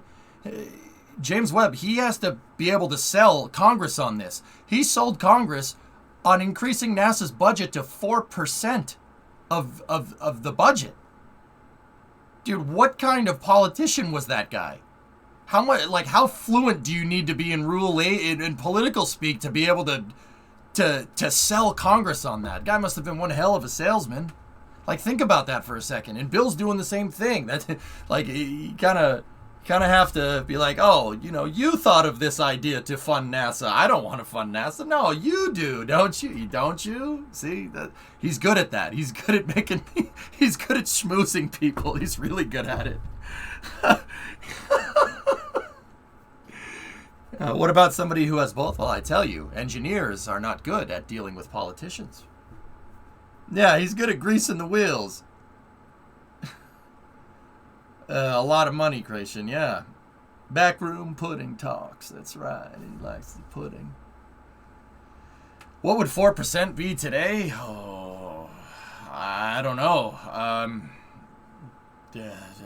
Dude, we spend a lot of money. I don't know. I don't know what it'd be, 80, 90 billion dollars or something? Somewhere in there? I mean, if that was the case, if we had that creation, we could fund everything. It wouldn't even be a problem. The defense budget is $700, guys. NASA's about 0.5% right now of the federal budget, about 0.5. Yeah, and its funding is about $26 billion. So about 50 billion would be 1%. So 200 billion would be 4%. That's what it took to make the Apollo program. And keep in mind, fellas, 200 billion is nothing. That's nothing. That's nothing. That's a drop in the bucket for Uncle Sam. Yeah, that would be a lot. Yeah, I mean, dude, 200 billion a year, you could run Apollo, SLS, the space shuttle, and Project Constellation, and commercial crew, and fully fund Starship, and have a moon base, and a Mars base, and do every single climate monitor. We could have a constellation of climate monitoring satellites. It wouldn't even be easy. Nobody have to argue over anything. That's all. You don't need that much money, you know? Spaceflight isn't that expensive. At least not for Uncle Sam. Senator Nelson. But no bridge to Wallops. Screw that. We're never making that. Earth observing satellites are an essential tool for Kansas because it aids us in our agricultural practices, and that's a hugely important component of our state's economy. And your offer to educate me, show me, and demonstrate to Kansans and Americans the value of those Earth-observing satellites is very much appreciated, and I look forward to the moment in time in which we accomplish that. Yes, sir. And indeed, a lot of people think of NASA as the space agency. Don't forget the first A, aeronautics. But also, people don't realize NASA is the point of the spear on climate and climate change, because all the measurements that are being made are done by instruments that we design, build, launch, and many of them we operate. And over the course of the next decade, we're going to have a great observatory of 5 additional major spacecraft that all of this information is going to be put into a 3D composite on precisely what is happening to the Earth's climate, what's happening to the water, to the land, to the ice, to the atmosphere. We're putting up at the end of this year a mission that is going to be able to measure for the first time the elevation of the streams and rivers and lakes, the freshwater. We've been able to measure the elevation of the oceans, the salt water. We are going to be able to find out very precisely what is happening to the ice. And all of this, and we have the support of the White House on this, and we hope we will have your support. We are going to create, if you can envision, in space terms, a mission control center. It's going to be called the Earth Information Center. It's going to bring all of this data in. It's going to bring it.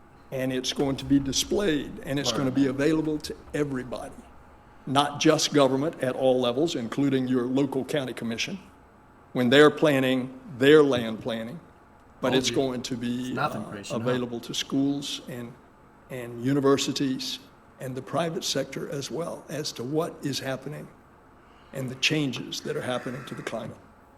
Rainfall may be the most common topic of conversation among my constituents on most days. And Senator, I just want to say on Dr. Ponch's testimony, we did not collaborate on our testimonies. But I feel like I could start a sentence and he could finish it and vice versa. And what he said, big, bold investments. And that's equally applicable to NASA. Well, thank you. We appreciate that. I do have a few more questions, actually, before we close the hearing.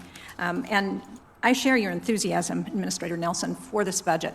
But I will admit I have a couple of concerns. One is the one that Senator Van Hollen raised about heliophysics, and that's based on a parochial concern because the cut has the potential to impact the University of New Hampshire, which is one of our nation's premier heliophysics institution, but also because one of the things that heliophysics does, as you know, is helps us to understand how our sun impacts the solar system, and part of that is what happens with climate change, as you were so eloquent about, and also our weather. And I appreciate NASA's establishing the space weather as its own program, but I wonder if you could help me understand why the request cuts space weather more than 12% and what activities are proposed to be terminated. And one of the things that I always remember is one of the reasons we were not successful back when we were trying to get the Iran hostages out was because we didn't accurately understand what the weather was going to be when we landed those helicopters. And we saw the same thing happen when we went to get Osama bin Laden. The weather almost undermined that mission as well. So it's cranking it to 11. It's not just about our crops and what we need to do, but there are also significant national security implications for understanding what's happening with our weather. So help me understand why the cut and how the decision to reduce funding for heliophysics was made. It's still 1.5.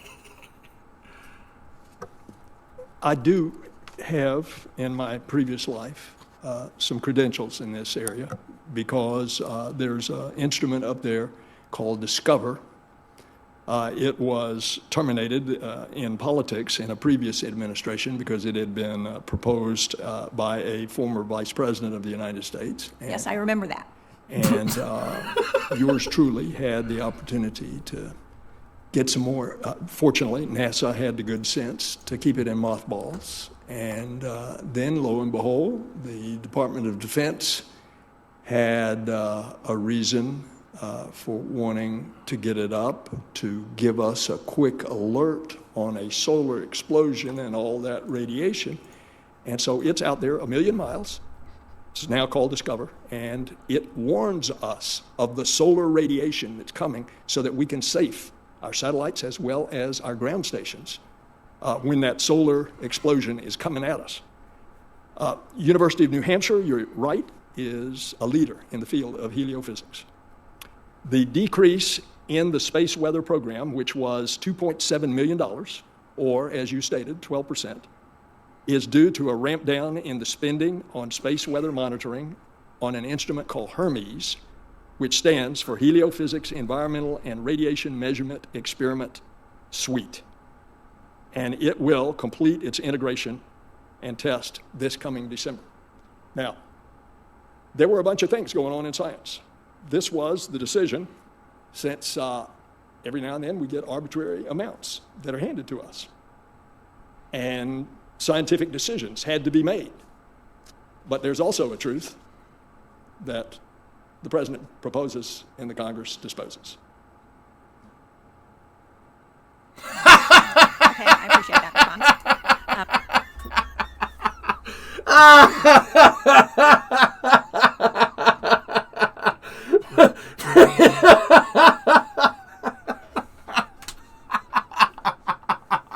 What a savage, man. Oh my goodness. Whoa. Damn. That awkward silence, man. Look. That the president proposes. Wait a minute. We got to watch that at 1x speed. How long was that pause? And the Congress disposes.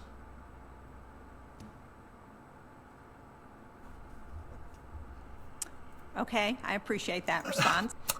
Okay, I appreciate that. He just, boop. I love how he just sits there. He's like, yep, that was basically your fault.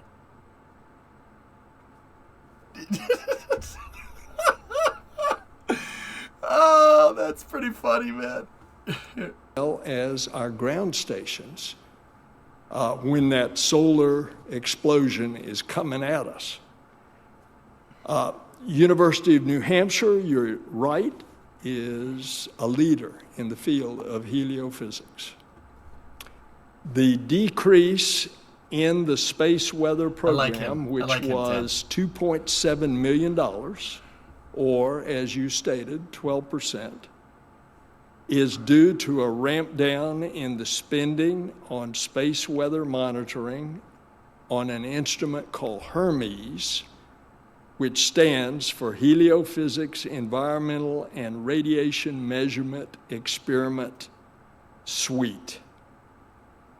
And it will complete its integration and test this coming December. Now, there were a bunch of things going on in science. This was the decision, since every now and then we get arbitrary amounts that are handed to us. And scientific decisions had to be made. But there's also a truth that the president proposes and the Congress disposes.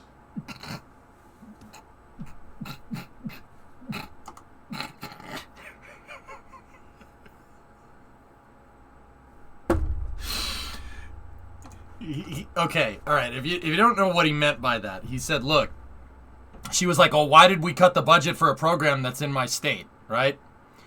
And Bill basically said, well, we got the money for this project. Now we're doing this project. And because we're doing this project, we don't need that money anymore. But also, it was definitely you guys that cut it. Yeah, that was you.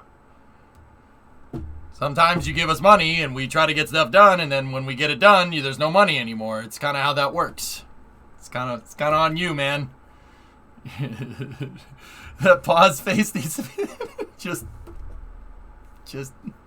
right there, man, right there. Yeah, see? Yeah, 10. Yeah, 10. That was good. See? Yeah, he did what I want. See? That's what I was thinking. I was thinking he's trying to say to them. He's trying to say to them that, look, if you want me to do the things you want me to do, I need more money. You want me to fix the bridge, you control the purse strings, not me. You have to give me the money. Show me the money. You have to. You can't say you want this fixed and then not give me any money to fix it. You can't say you want us to land on the moon in 2025 and then also say, no, do it for half the price of Apollo. You can't have both of those. That's what he's trying to say. That's smart. That's a good thing to say. Give me the cash. Yeah, come on now, give me the cash. Get that face at mission control. Do we have an empty slot for that face? I will print screen this and we will go into good old paint here and then paste that. And I will save this billion on there for later. Save. I just saved it as billion. Save. There we go. I think I hit cancel. Whoops. Anyway, finish this up. Okay, I appreciate that response. Okay. Get wrecked. Get wrecked, nerd. She's like, no. It's telling us all hell. Okay. That's freaking savage, dude. What a savage individual. Okay, so if you're not from the U.S., all right, the people that are from the southern parts of the U.S. have a way of telling you you're stupid without telling you you're stupid. Okay, it's called like a southern draw, right? Now, a southern draw doesn't necessarily mean that you're telling people they're stupid, but in the northern parts. Hold on one second. I need to know if you have a slot for that emote before I make it. I don't know. I'd have to look. Now, in the north, we just say you're an idiot, go away, right? But down south, they'll have, oh, bless you, child. Oh, bless you, child. They'll have ways to say you're stupid without telling you you're... You have a slot for that. You have slot. We have a slot for billion? You do. Can you send it to me on Discord, and I will make you an emote and send it back to you, like, right now? Sure. And then did you see where I went to see your emotes? Did Nope. you see how easy it is? Nope, I didn't. I was busy talking to chat. I didn't see it at all. Well, then after I send it to you, I'll just... Well, you know what they say, Brimo. You know what they say. The president proposes and Brimo disposes. That's what they say. Yep. Where's the dang billion thing? Just send it to me on Discord, you dingbat. How? Oh, How am I going to do that? I see. It's on a different computer, you dingbat. Okay, that's See, I told you, Brimo disposes. You're just going to dispose it. There you go. There's a nice picture for you right there. We're going to make that an emote right now. It's going to be spectacular. Just fax it, duh. The fact that she laughed at that means it's okay. If she didn't laugh at that, I'd be in real trouble right now. Jesus, I practiced that so much. Well, it's almost like I listen a lot. And when you listen a lot, you can learn and understand how to say the proof is in the pudding in a southern accent. That's right. No, seriously, yeah. That's old school South. That's the old school South part of the country. They have, oh, bless your heart. Oh, bless you. That literally means you're an idiot. Yeah, that's what that means. Oh, bless you. You're a moron. Yep. You're still speaking way too fast. You suck, but let me say it politely. Yep. Bill's old school. He's an old school Florida man. He's like from old Florida. So you're an idiot, but with love. That'd be great. Yep. Yeah, if you could just send that email right over, that'd be great. Well, I hope it works out. Yep, that means that's a dumb idea. Oh, you sweet summer child. That's cool, man. You did good. He did good. I'm pretty damn proud of his stock went up after this. This is pretty funny, man. Okay, I appreciate that response. Okay. Get right. The other concern that I want to raise is a report from the GAO, because at the direction of this committee, the Government Accountability Office analyzes the cost and schedule performance of major NASA projects. And this is not, I don't think this is a problem of your leadership or even your predecessor's leadership. It's a long-term problem at NASA. Okay. What the GAO found was that NASA projects are experiencing you're right, the largest collective right. cost and schedule funny. overruns since they began reporting in 2009. The overruns can't be attributed to COVID alone. Many projects had late-stage design changes that led to costly modifications and schedule slippage. That's right. And the collective budget pressure is delaying launch dates and squeezing out newer projects. So can you help us understand what you're working on to improve this project management and Bill has him set up. Come on. Come on. Do you see improvement anytime soon Bill, in our ability to manage those big projects? Slam dunk this thing, dude. Madam You Chair, got there this. better be. You got this. And you're exactly right. There is no excuse for cost overruns. But the old way of doing things was always cost plus. And because of the competition that we've been talking about, we have been moving to the fixed price where we can under procurement law. In those that we can't do cost plus, we are moving to really crack down on them. I want to give you an example.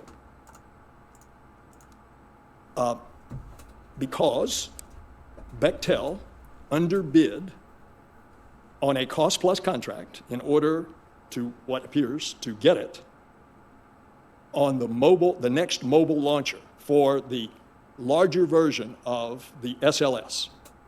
The larger version has enhanced upper stage that will carry more payload, including the Gateway, which is like the mini space station that will be in lunar orbit.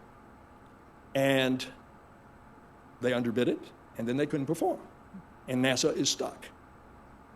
And what I have done is I have called in the CEO of Bechtel, who, by the way, is the grandson of the founder. His name is Bechtel. And they have readily acknowledged it, but there's no way under the contract, since it's a cost-plus contract, that we can do anything but eat it. And that's not right. And times are changing. And so what I've done, specifically, other than jawboning and giving a lecture to all of our managers about tightening up on all of this, and particularly going forward, I have specifically named the Deputy Administrator, Colonel Pam Melroy, an astronaut commander, to serve as the agency's Chief Acquisition Officer to elevate the importance of acquisition. We are working closely with GAO and our Inspector General at NASA on the recommendations. I think we are beginning to make some progress in closing out the GAO recommendations related to strengthening this acquisition process. We are committed to improving our management of our cost and our schedule commitments. And I've also established a new Chief Program Management Officer dedicated to strengthening NASA's oversight of its enterprise, of its management, and of its program management policies. Under the law, that's what I can do. And going forward, if we take this competition seriously, we're going to be able to do a lot more cost-plus contracts. Well, thank you. I appreciate that explanation, and it sounds like progress. Obviously, we will want to continue to stay in touch with what you're seeing and what we can do to be helpful as you look at whether you need any new authorities to address what's happening. My final question, Dr. Ponch, is for you, because in addition to space, which is really a new frontier, not just for research, unfortunately, for our security, so is the Arctic. You guys mind if I back that up a little bit? I want to hear that one more time. In closing out the GAO recommendations, related to strengthening this acquisition process. We are committed to improving our management of our cost and our schedule commitments. The door looks old, Kim. That's the Capitol building. Yeah, that's where this is. This is inside the U.S. Capitol. The big building with the dome. That's where this is. That's where these Senate Commerce, Justice, and Science Senate committees are. It's one of the chambers in Congress. Well, one of the rooms in the chambers of Congress. So yeah, is it old? Yeah, probably. It's probably really freaking old. Program management officer dedicated to strengthening NASA's oversight of its enterprise, of its management, and of its program management policies. Under the law, that's what I can do. And going forward, if we take this competition seriously, we're going to be able to do a lot more cost-plus contracts. Well, thank you. I appreciate that explanation. Yeah, the end. We're going to be able to do a lot more cost-plus contracts. Yeah, he didn't. Yeah, I misspoke. Well, thank you. I appreciate that explanation, and it sounds like progress. Obviously, we will want to continue to stay in touch with what you're seeing and what we can do to be helpful as you look at whether you need any new authorities to address what's happening. Okay, let's just get to the very end here, if there's any closing remarks. Look forward to continuing to collaborate and cooperate with your efforts. At this point, the subcommittee stands in recess until Wednesday, May 11th at 2 p.m., when we will hold a hearing on the budget request of the Department of Commerce. Thank you both. Thank you, Madam Chair and Ranking Member Moran. Punch!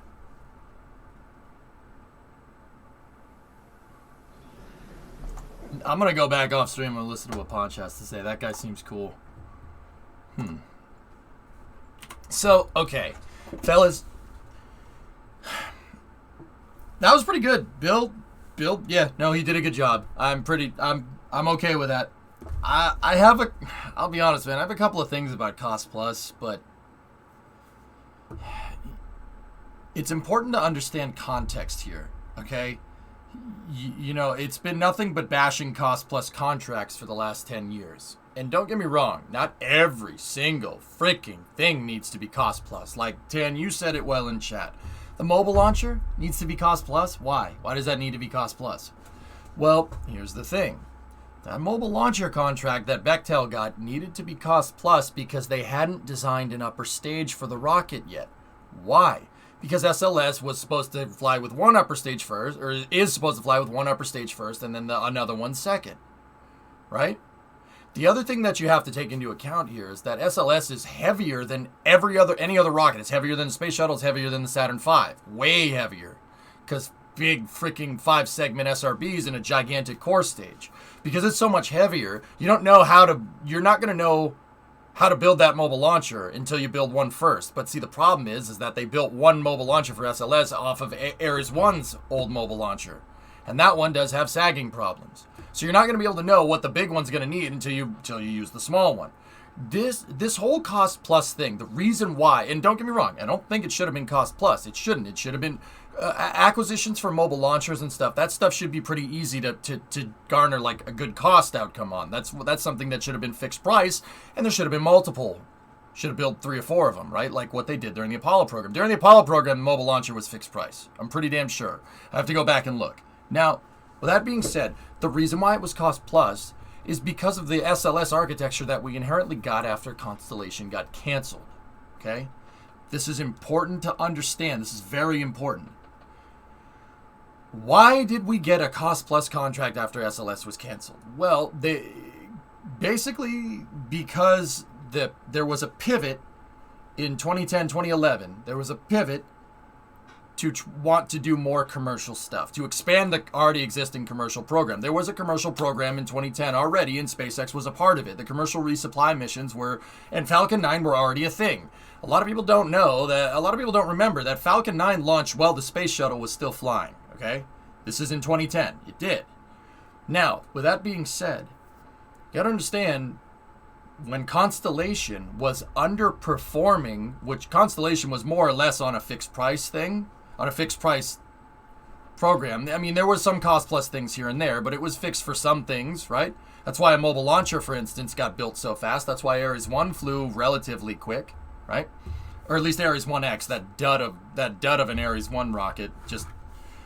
But I digress.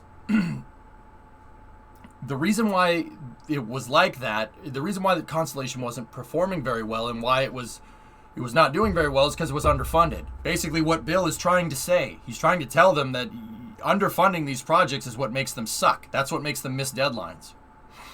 So Constellation was supposed to ramp up in funding like crazy, and then it didn't happen.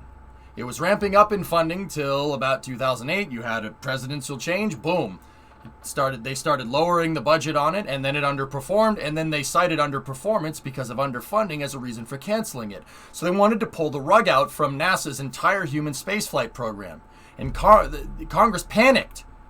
They panicked. They said, no, don't do that. Don't do that. So they put in a bunch of controls mechanisms in place to make sure that NASA's in-house space program was really hard to get rid of. That's the reason why SLS has so many cost-plus contracts. It's not necessarily that cost-plus is a bad idea. It's not. It's not a bad idea. Can we not do this right now? I'm going to do it while you're... Okay. It's not necessarily that it's a bad idea. It's a tool that's used for certain types of contracts when you're trying to push the envelope. If you're trying to make something and you're not exactly sure how much it's going to cost, then it's impossible to, for instance, say how much it's going to cost. Like James Webb, for instance, is a good example of that.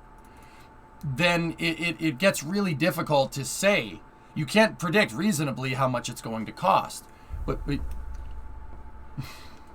ended up getting a lot more. You have to move the mouse over to that monitor. Here, hold up. There you go. What are you doing? I don't know. You want to capitalize the S? Do I have to? I thought maybe they would do it on their own. Okay. But I could do it. Remo's giving that's the Bill emote. So, it's important to understand that. I can't see chat. Remo blanked my chat, which is why I said please don't do this right now. Too late. Too late. Where do I go? Stream manager. I want to see your manager.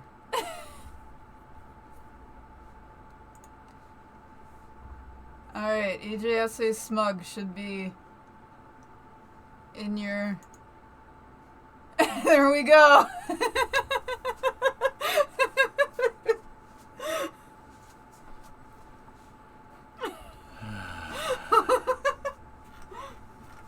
It was worth it.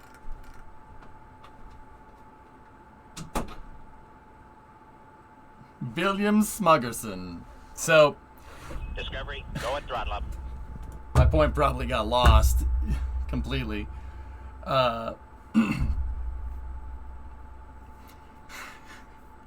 So you got to understand why we have all these cost plus contracts. The cost plus contracts are there because they tried to pull the plug on the entire in 2011, 2010, 2011. They tried to pull the plug on the entire program, citing underperformance because it was underfunded.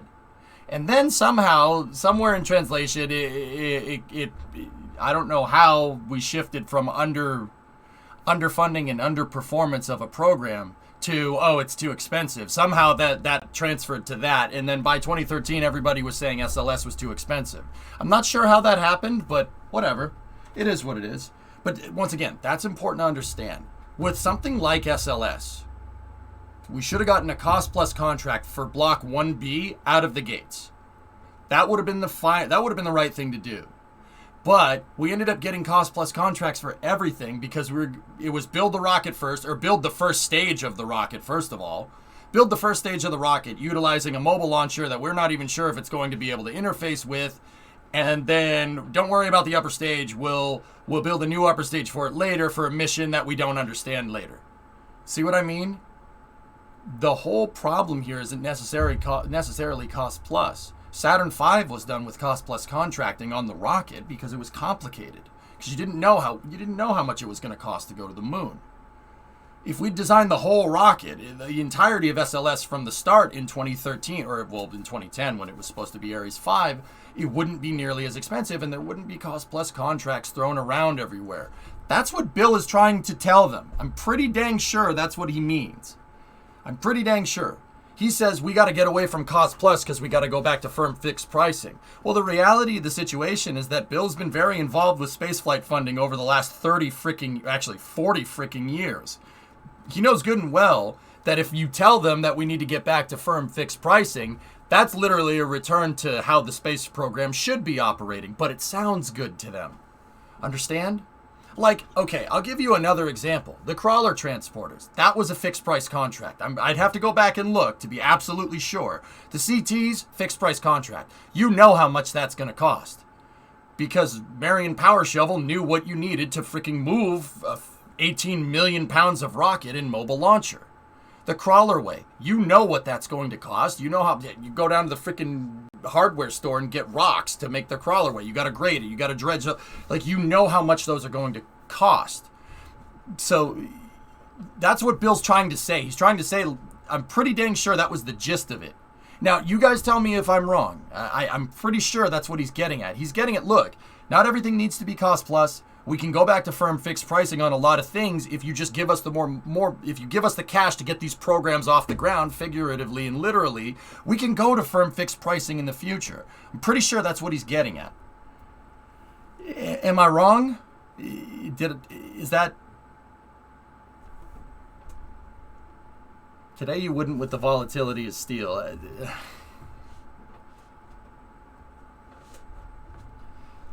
So basically, he just asked for double budget. Well, Swishio, he said it in... See, that's the thing about Bill. It's very distracting because he talks really slow. You think I'm right? No, and you know what? That's a little bit different than what we're used to with Jim. Jim was much more straightforward. Jim would have said something like, yeah, I can't do this if you don't give me the cash to do it. You got to give me the cash to do it.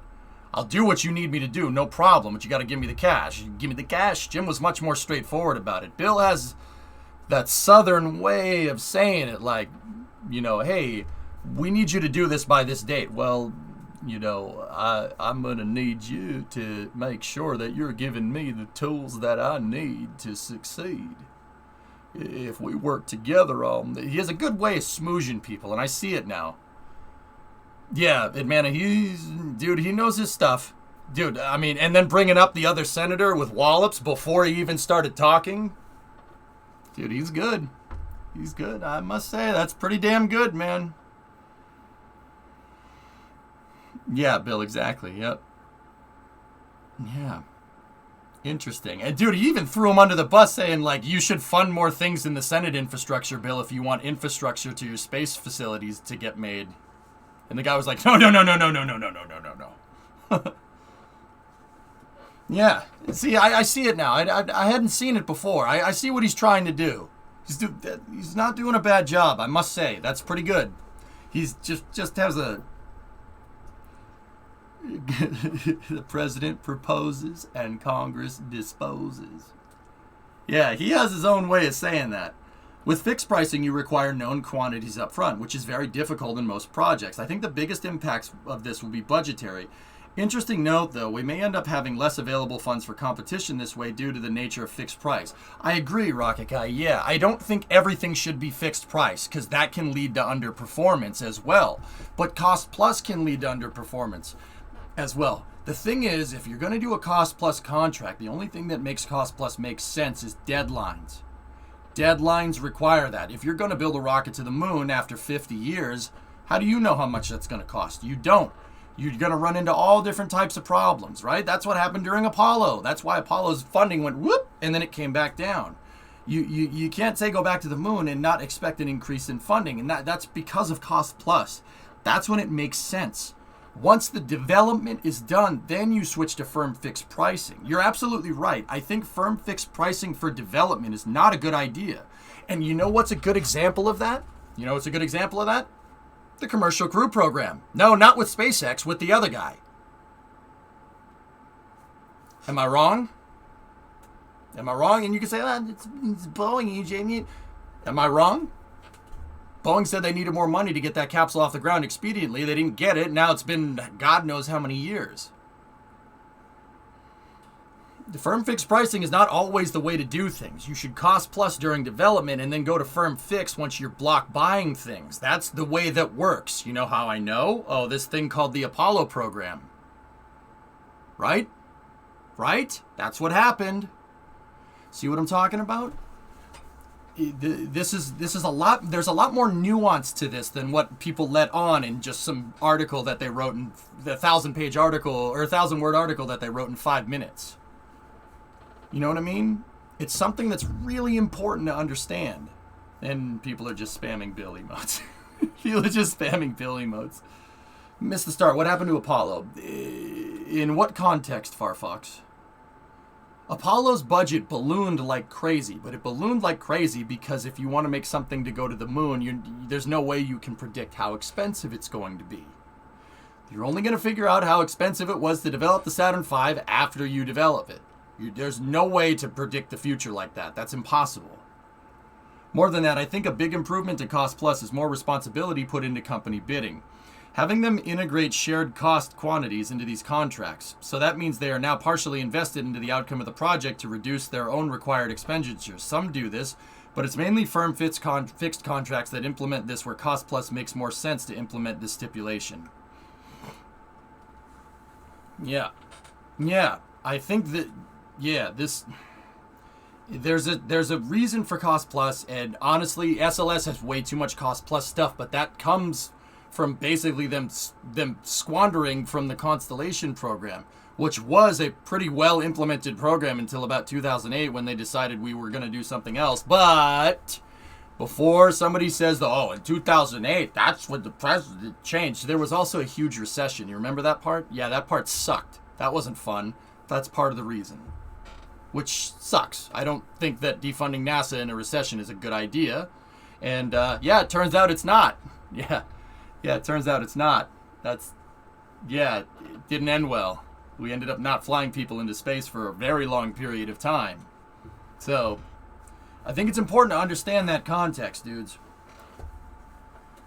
I think the issue is Cost Plus needs close monitoring and not just to benefit the contract. Oh, absolutely, Yarg. If you're going to Cost Plus something, you need a deadline. You need a firm deadline.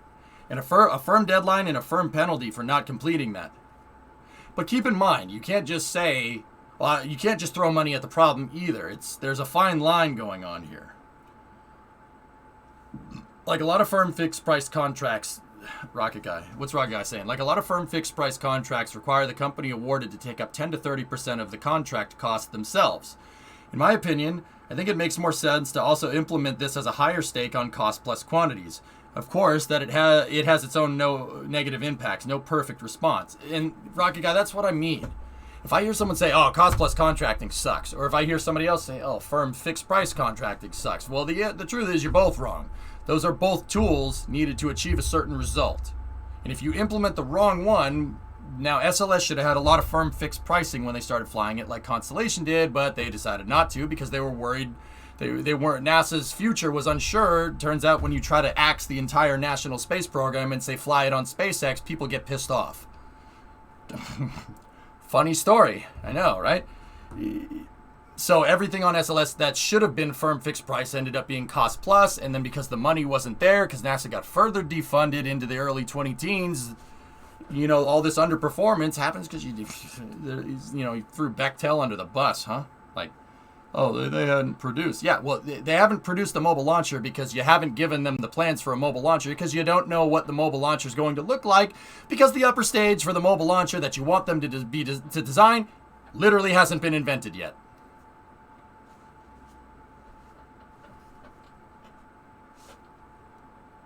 Funny how that works.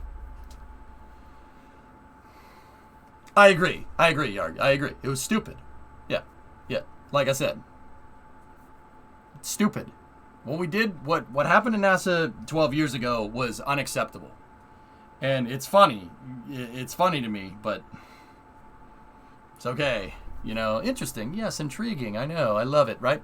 It's unacceptable. It's absolutely unacceptable. but like I said, they tried to pull the rug out from the entirety of NASA, citing it being too expensive after using it, underfunding it and underperformance, and it.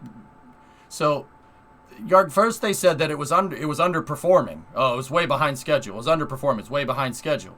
Well, it was way behind schedule because you underfunded it, and then they cited lack of performance as the reason why they got rid of it because it wasn't performing as needed.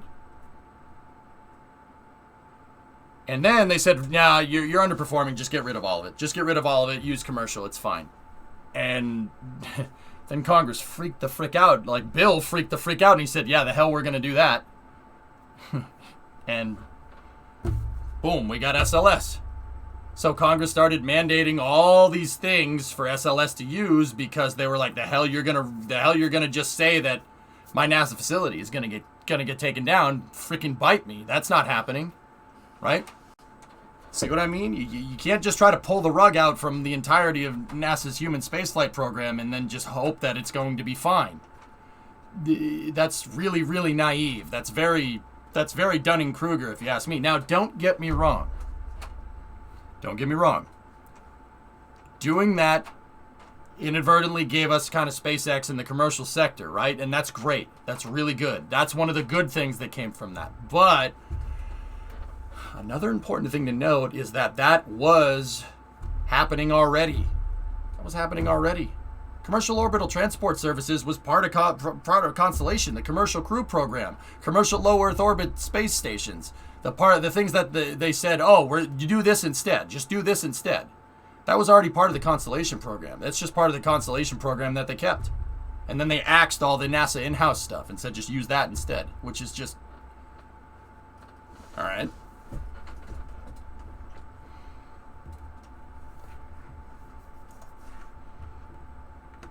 No, Penta, the benefit of the doubt, it's just... Yeah. It's SDS all over again. Yeah, Rocket Guy, this is ridiculous. Yeah, I mean, it's crazy, you know? But hey, like I said, Bill seems to be onto it. I think he knows. That's what I mean. And that's the good thing about that meeting. He knows. He knows. He's been in the program for a long time. Bill was a senator from Florida. He was a senator from Florida, one or two senators from Florida, and then before that he was a representative for the Space Coast. He's flown on the space shuttle. That guy's flown into space. He flew into space on 62A in 1986. He's flown into space. He knows. And that's you know, like, I was a little skeptical of him at first, but dude, he's trying to say that, but he can't say that without sounding like a dick. So he's trying to say, look, you got to give me the money for this stuff to get done. That's what he's trying to do. At least I'm pretty sure. Once again, if people think he's trying to say something else, you tell me. And now he's got an emote. That's right. Mm-hmm. Mm-hmm.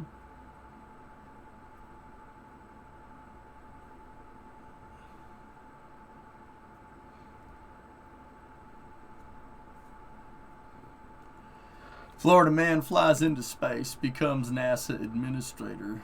Yeah, exactly, Joey. Mm-hmm. Yeah, he's from the Space Coast. That's right. Do I hear Hootie and the Blowfish right now? Yeah, maybe.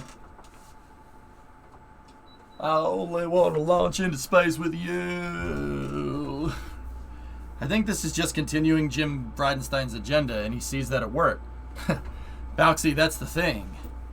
Bill lost his Senate seat in the 2018 midterm. So every 2 years we have midterm elections, right? There's one this year. That's going to happen a little bit later. And he lost his seat in the 2018 midterms, and right around the time when they were coming up with the Artemis program, Bill joined the National Spaceflight Council as an advisor. Jim picked him up right away. Oh yeah, this is his policy. Oh yeah, he helped Jim come up with this. So, actually, I'm pretty impressed. Pretty impressed with him. That was a good meeting. I appreciate what he's trying to say. He's trying to tell him, look, I'm going to try my best to keep costs down, but you have to give me money to get stuff done. I can't go to the moon on the Gemini program's budget. We tried that already. It didn't work. That's what he's trying to say. I'm pretty dang sure. Exactly, or he's doing a good job. That's good. That's good. That's a good thing. Do you think that the fragmentation in NASA facilities played a role in NASA not getting absolutely wrecked in 2011? Yes, Swishio. Yeah, they spread NASA facilities all over the entire U.S. to make it unkillable. That was the only way to get it to work. And that's, honestly, that's what saved it. NASA, like I said, dude, in 2010, they didn't want anything. Nope, NASA, it's too expensive. It's too expensive. You can't do that. It's too expensive. It's going to be too expensive to fix this underperforming program because we didn't give it the money that it needed. It's going to be too expensive to fix. That's what they said. Like, I'm not exaggerating. That's not hyperbole on my part. You can go watch the testimony meetings like this one from that time. The fragment, moving NASA all over the place and having it fragmented like that is what saved it. It's what prevents one president from coming in and canceling NASA. It's a pretty damn good idea. That's a good way to do it. Anyway, that was good, man. Novus, I'm happy we watched that if you're here. And Primo, thank you for doing the Bill emote. I really appreciate it. I expect every time we see him come in and tell us about space pudding that you all will be saying that Bill emote in the chat. And when I say saying, I mean putting your fingers right to that keyboard typewriter and punching my face in there. It's also what makes logistics with NASA harder and more expensive. Always two sides. Yeah, would you rather have nothing? Look, checks and balances in the bureaucratic process, Rocket Guy, are there to keep NASA alive. I understand it. It's a controls mechanism. It's so. I mean, it makes it slower and it's more annoying. But would you rather have nothing? Nope. I don't want some dingbat coming in and saying, no, you can't do human spaceflight anymore. And I don't want another dingbat being elected after that guy coming in and saying, no more climate science, frick you. I don't want that. No. I don't want any of that. I want all of those things. Give me all of those things. And it starts in these these Senate testimonial meetings here. It starts with these. This is where you give senators and congressmen the idea that they need to fund NASA. And Bill did a good job. He did a good job. Playback speed in 2 times the speed, so I end up talking like a normal person. And once again, I don't imitate Bill because I'm mocking him. I imitate him because imitation is the sincerest form of flattery. He's doing a good job. I really probably couldn't have done it better. And I know I couldn't have done it better. That was perfect. If it was me, I would have came in there and just been like, you suck, you suck, you suck, and you suck. You suck. And then walked away. Yeah, it would have been bad. Yeah, we would probably, no, I wouldn't have done that, but I probably would have. But, okay, yeah, I probably would have. Yeah, I probably would have. Don't mind me just pushing the funding through. Yep. As I followed up, there are more benefits than negatives at times, certainly. Yep. Yeah, right, Karen. Yep. Frick you, you're cool, and frick you, I'm out. Just scream, show me the money. I probably would have done that. I'm going to need NASA and more NASA accessories. All right. Anyway, that was the Commerce, Justice, and Science Senate budget request testimonial meeting thingamajigger. So yeah, that's good. It's a good thing. Slap everyone like that video. Oh no.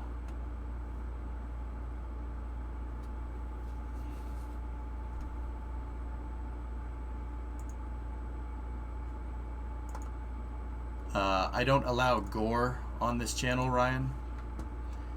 I don't allow gore. And look at that. Now we have a very nice Bill emote. All right. So anyway, dudes, that was good. That was really good. I'm really happy we watched that. I really am. Shall we?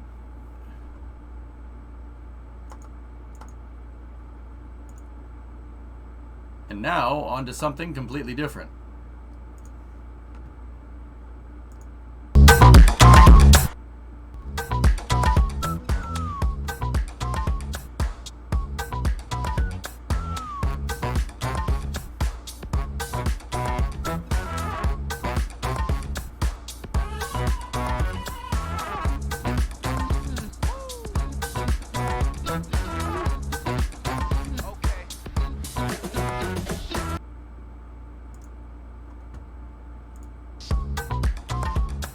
I woke you up? Sorry about that. I had the sound boosted because C-SPAN doesn't know how to balance the audio correctly.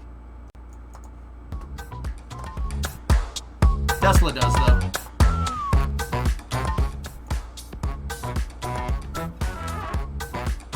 Bird.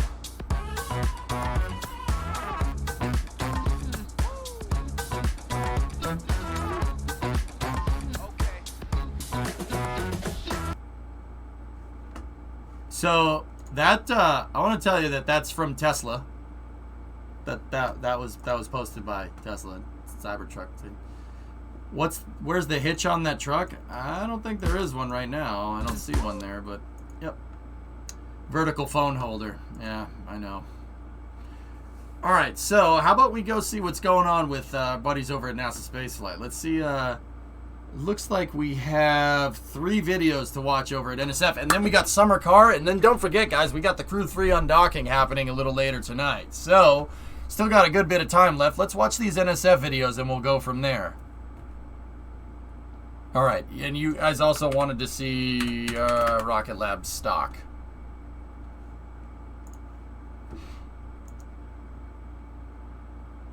There you go. Went back up. Where was it? 778. Oh.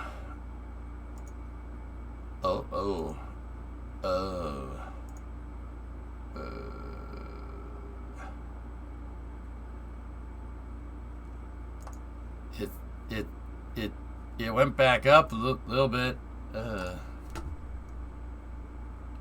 Once they catch one, it'll go back up. But anyway, let's see what's going on with our buddies over at NASA Spaceflight.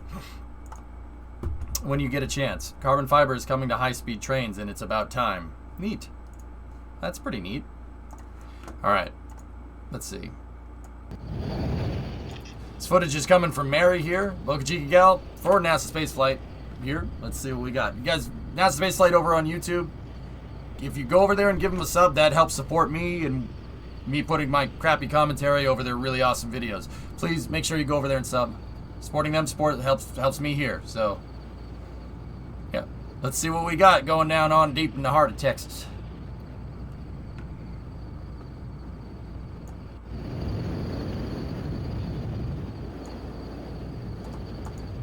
This is why you don't stonk. Astra went up today too, but they're still down for a while. I mean, everything is trending downward right now. When you get a chance. Okay, did you not just link that a second ago? And did I not just say carbon fiber is coming to trains, it's about time? Or did I not say that out loud, or did I think it? Like, did you, I'm scrolling up. You literally just linked that a second ago. I responded to you, and did I think it? I'm actually asking. I'm actually asking, because it's a very distinct possibility that I may have just thought about that and like, oh, that's pretty neat, and then moved on to the next thing. Did I say it out loud? What do you want me to see? You want me to see carbon fiber trains? I like trains, but I like starships even more. You said it? Okay, cool. Like, I'm not mad. I'm not mad. You may have missed my response, but did I say it out loud? If I didn't say it out loud, then you absolutely would have missed my response because I didn't say it. Let's stay on track. Don't do that again. All right, so we got guys working on the chopsticks here. SpaceX is building SN-24 right now, some temple. Oh, now I want to play railroads because of you. Don't do that again.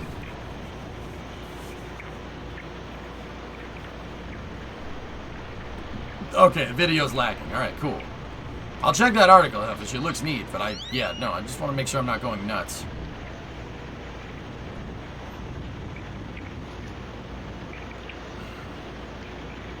No, we gotta play Summer Car. Summer Car has trains in it, don't worry.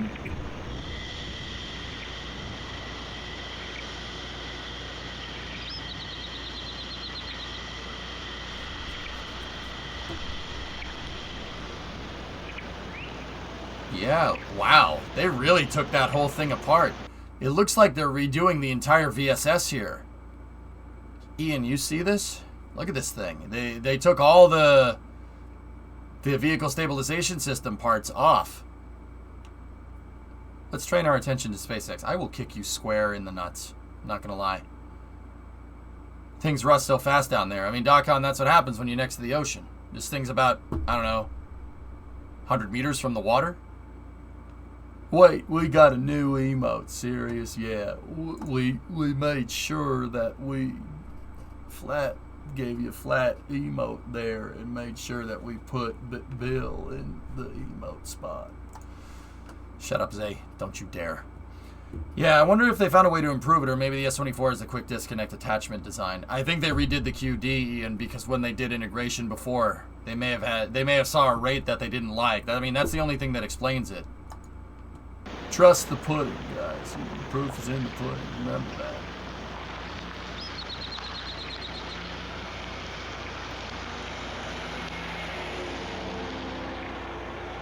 The quick disconnect is also higher on SN24. Interesting. Yeah, those are helium containers.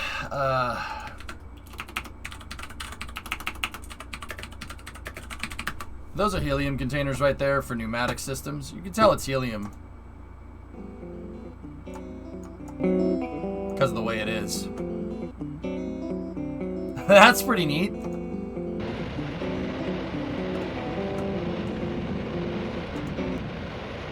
Yeah, you can tell it's helium because of the way it is. No, so okay, actually, all right, a little bit of a technical analysis here. Helium, you wouldn't bring helium pneumatics to the pad unless you weren't going to do something with commodities and the rocket soon.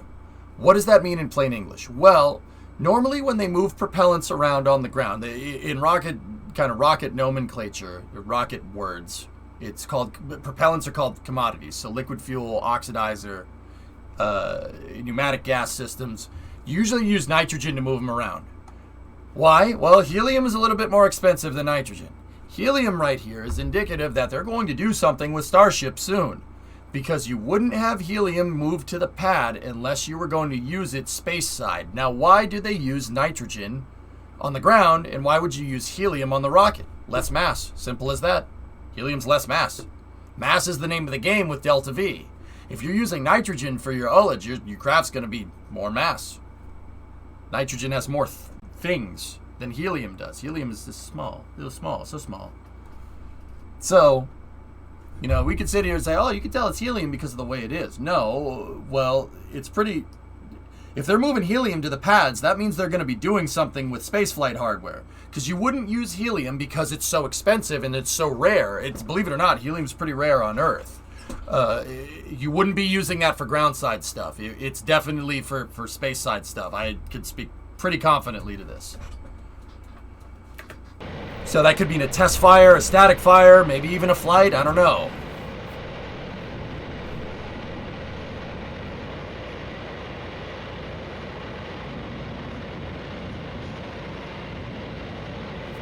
Question that might be a little late. Did the EIS ever happen? It got postponed to the end of May.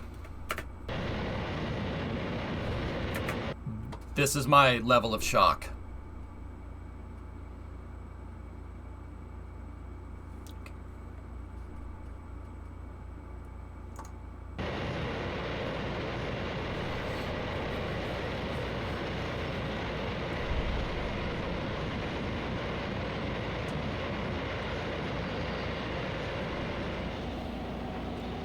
Postpone. No, don't say it ain't so. Postponing the date down the road is as easy as falling off a log. Because the Pope is Catholic and he likes pudding.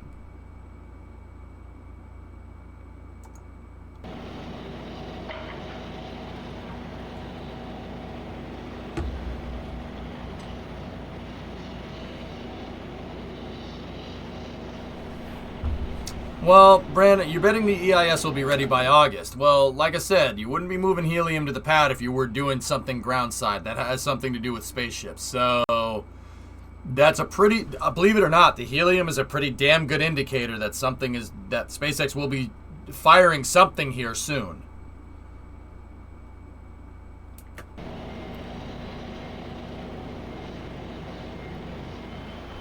Hey, nice truck. LMT 400. Nice. Very nice. Yeah, I know it's a Chevy. I don't care. That's a nice truck. I'll admit it. It's a nice truck. Yo, those things came with 7.4 liter engines, man. 7.4 liters because how much displacement do you want? I want all the displacement. Actually, that's a GMC. I will slap you into next week. Well, that's a snorkel. S3019er. You can tell it's a snorkel lift because of the way it is. That is not indicative of flight testing because it's a snorkel lift. I mean, maybe they're just testing the helium system. The testing they've done so far on the booster wouldn't require any helium if I'm remembering that correctly. As far as you know. Well, I mean, Ian, they got to be using helium for... I mean, haven't they been using nitrogen? But the systems are going to have helium on them, and maybe they changed something. I don't know. I haven't seen helium get loaded in before, have you? I'm dead serious about that. I might be remembering incorrectly, but it's very rare that we see helium get dropped off there. But then again, that could just be Nick and Mary missing the dang helium trucks being offloaded, you know? Oh, nice anesthesis. Well, that's pretty neat. Large SpaceX party, lots of balloons. At this point, if that was the case, Bill, I'd probably believe it. That's nothing. For a time, they came with 8.1 liter engines. I like that too. I believe mostly nitrogen has been used so far. Yeah. I haven't either just seen a lot of liquid nitrogens. Oh, wait. Yeah, they would need it for pressurization, I think. Maybe it has been there before and they're just topping it off. Yeah, I'm pretty sure it's been nitrogen all up until this point, Ian. Maybe okay, so two things now that I'm thinking about it. Maybe they decided frick nitrogen for onboard systems. We need the payload mass. Maybe they changed something. We don't know. It's been nitrogen, if I'm remembering correctly, up until this point. I haven't seen helium get offloaded at all. But once again, they could have missed it. I don't know.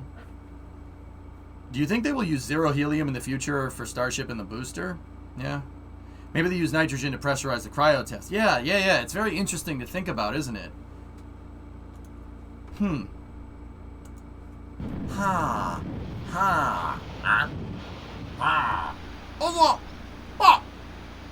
Hey, the Appleton crane.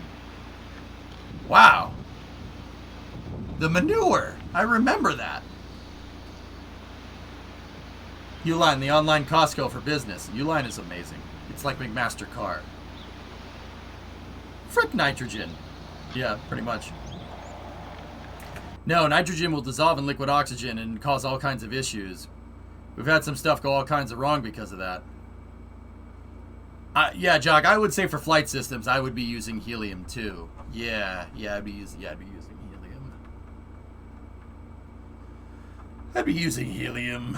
Yeah, I'd be doing that. Manure! I hate manure! McMaster and Uline are very popular. Word.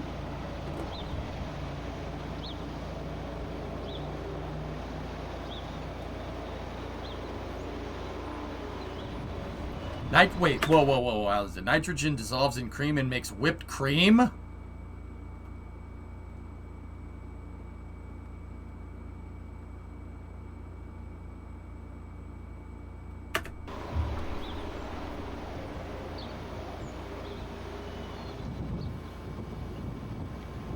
So this crane right here, guys, has been there for a long time. SpaceX bought this Appleton Marine crane. And it's been sitting in a building at the back of Boca Chica, the back of Boca Chica Village for a really long time. It seems like they took it out of the hangar for a change. M. Baker, can confirm. Nice. Yeah, see, there's parts of it right there. See the A? The A stands for Apple Bottom Jeanston Crane.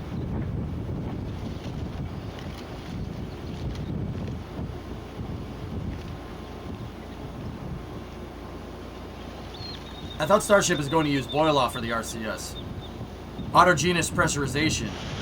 Well, Switchio, yeah, I mean, yeah, I suppose you could, but sometimes you need helium in small quantities on something like Starship, because you need it to prevent anti-geysering.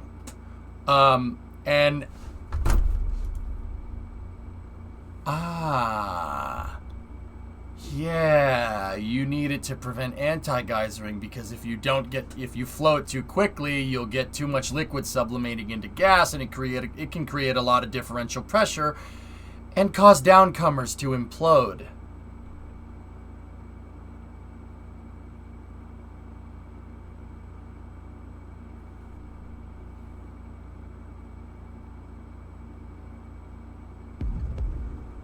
Sun Temple, thank you for the bits.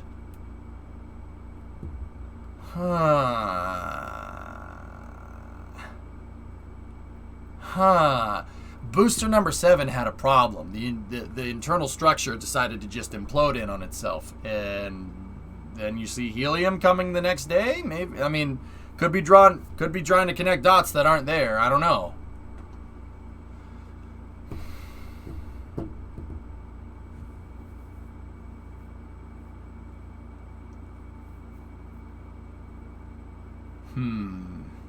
Interesting. I'll get back to you on that one. Look at this nitrogen truck. Can I send a video of the engine I was talking about? Sure, Jock. You just got to get link firms. Yeah, any mods can give Jock link firms?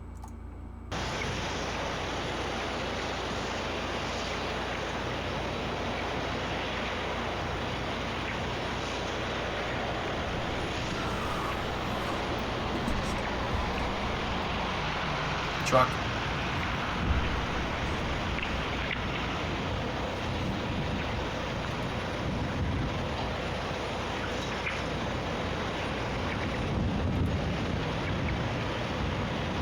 Interesting creeper.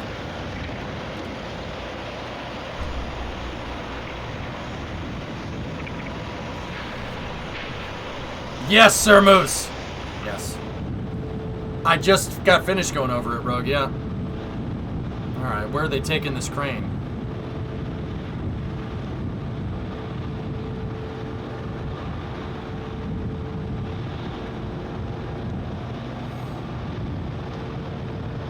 That is a big crane.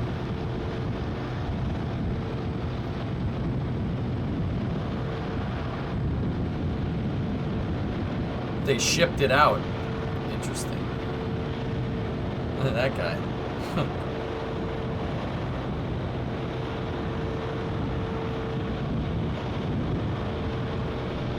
Yeah, right? It does, Ren.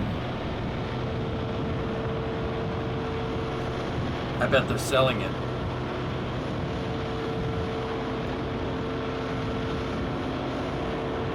Yeah, interesting.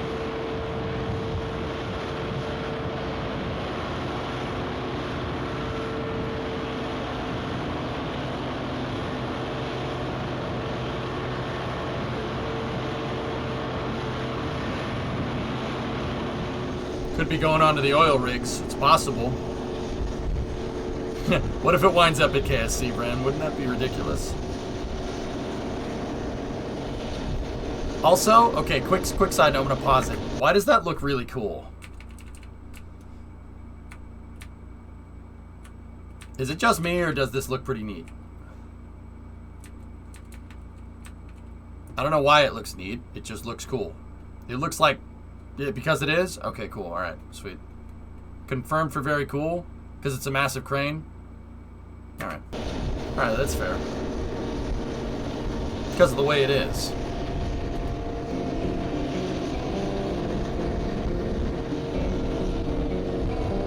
Oh, We got the dually with the gooseneck right there. That's... Okay, alright. I don't mean to be that guy. But that's probably not... you probably... Tongue weight. Okay.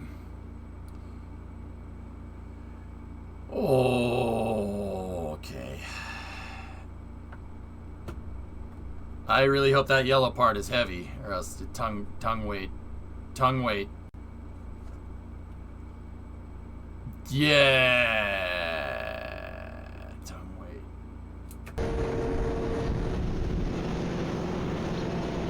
I hope that front thing is really heavy, or else that lift truck back wheels off ground, not do good. Tongue weight. Hell, girth is what matters, yeah.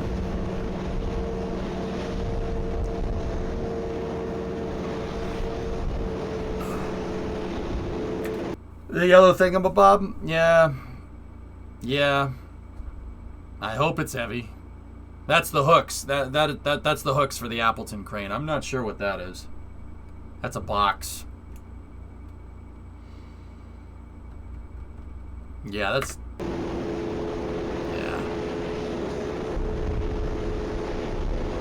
Yeah, it could be the house for the crane, yeah.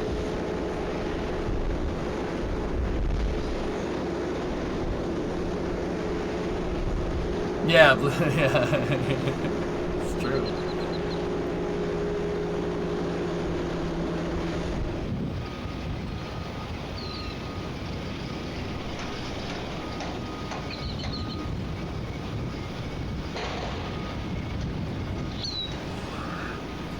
At the propellant production site.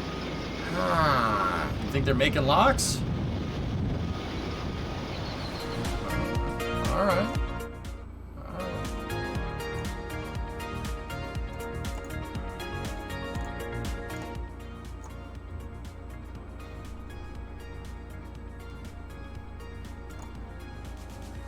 All right, we got a couple more videos here. So once again, this one, Mary Nick from this one here. What was that venting? It's the cooling. You gotta keep moving the gases around, aren't you?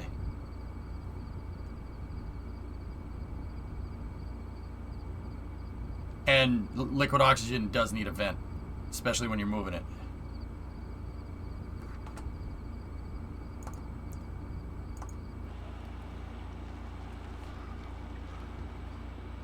Yeah, you're right.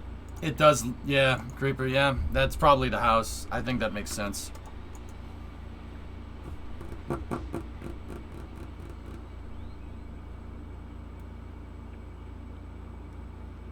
Yeah, they're pouring more concrete up there. See all the parts that are painted black, right? Those are all new parts that they've installed. All the grayish is existing. Bird.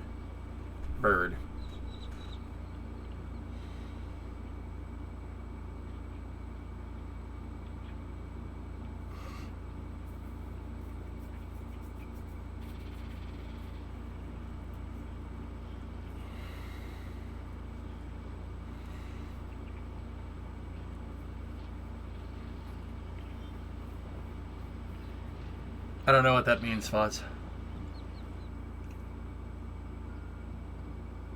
How will stages like Aces and Starship keep its fuel from blowing off? Thermal protection system.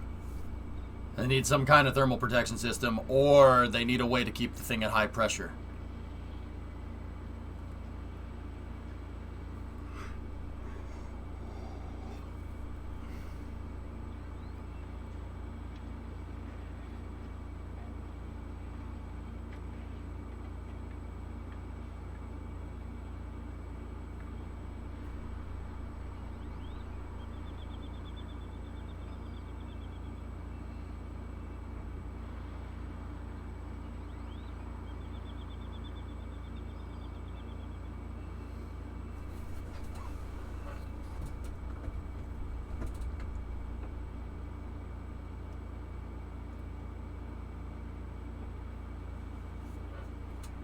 Oh, interesting, Father. Yeah, I mean, if it's NASA space flight, yeah, we could. How do they keep it at high pressure? Gas. Those are super heavy umbilicals. Super heavy umbilicals that are attached to the crushing stand, which is interesting. That's a test stand for super heavies right here.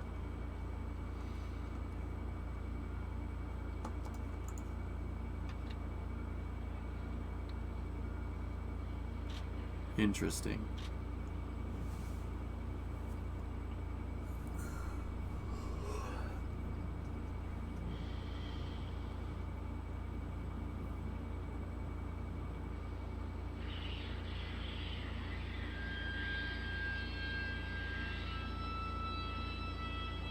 Oh, I love this noise.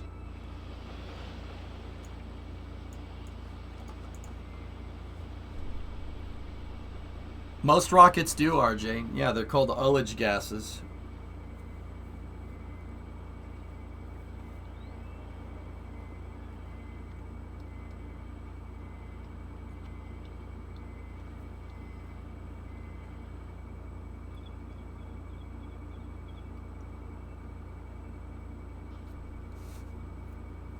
Finish your work in construction. I get to hear it a lot.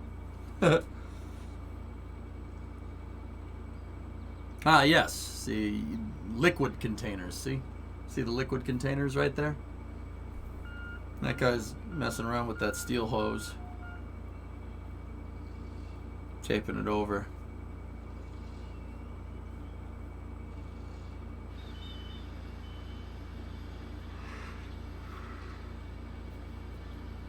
That's right, Aldeser.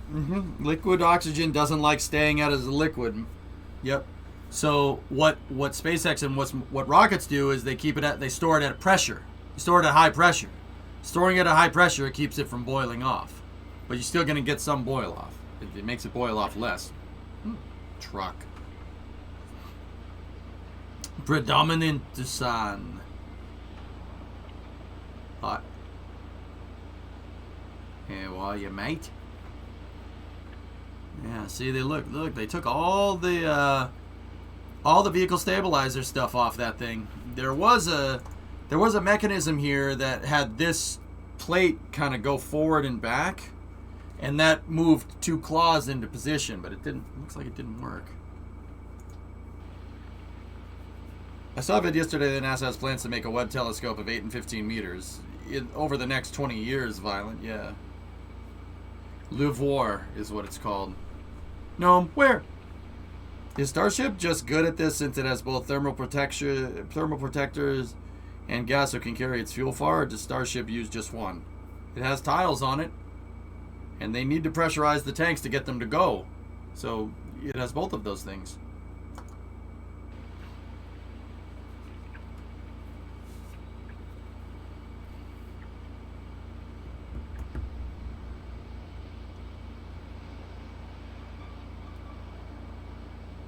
More braided steel hose.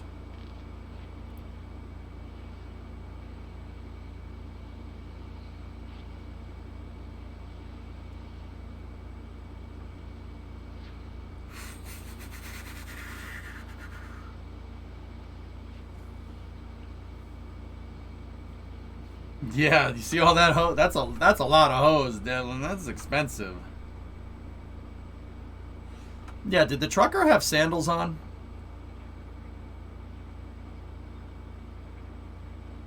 Yep.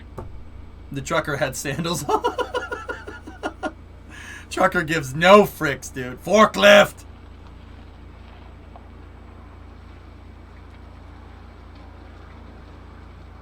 Safety sandals. Yep.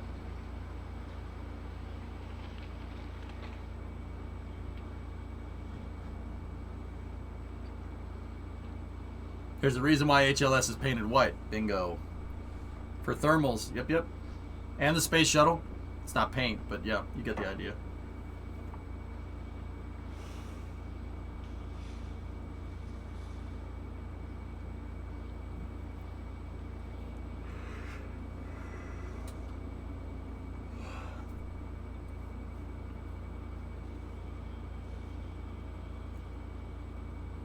Yeah, RJ, you want to learn more about what we're talking about. We're talking about ullage gases. Yeah. And wait until I really blow your mind. Starship should keep its pressurization using a method called autogenous pressurization. You see these pipes? These gas pipes that are going up the sides of the super heavy boosters? Right there. Right there. There's the mount for one. You see those? Raptors have a tap off because you have full flow stage combustion. There's a gaseous methane tap off and a gaseous oxygen tap off. And the gaseous oxygen and the gaseous methane have an outlet pipe coming out of it, and they go up the sides of the booster, and the gaseous oxygen goes into the top of the oxidizer tank, and the gaseous methane goes into the top of the methane tank right there. That's how they keep the tanks at pressure. Firing the engines keeps the tanks pressurized. And if that's a cool idea, if you think, oh, that's really neat, is this something new? Nope. Space Shuttle's been doing that for years. The external tank never had any COPVs inside or anything like that. The shuttle engines provided the ullage gases so the tank would stay at the right pressure. From a tap-off cycle from the RS-25s. Hey, guess what SLS is using to keep the tanks at pressure? Same thing.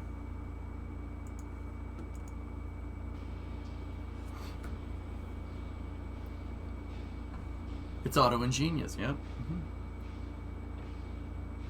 Tap off for autogenous pressurization, Alzert. You got it, bud. See, there's the pipes. That's the methane AP pipes right there, and that's the vent right there. See, they come in, they go into the top. They feed the gases at the very top. You don't pour fuel into a liquid fuel rocket tank. Liquids go in the bottom. Liquids go in and out of the bottom. Gases go into the top or out of the top from the vent line right there. Could the EOS use a tap-off like that? Yeah, but it's open cycle. They're using helium with the EUS. But yes, it could. Now keep in mind that is different from a tap-off cycle engine. There's a tap-off cycle engine called the BE-3U that flies on New Shepard. Different type of engine. These engines that use autogenous pressurization, RS-25, Raptor, that is different. One of those is a fuel-rich stage combustion. The other one's full flow stage combustion. So shuttle is fuel-rich. Raptor is full flow. The B3U is it uses a tap-off for a different reason. It uses a tap-off to drive a turbopump, if I'm remembering correctly. Now, but the Raptor and the shuttle main engine have tap-offs for autogenous pressurization. Differences. These are different things. Yeah, of course it does, Flanken, yeah.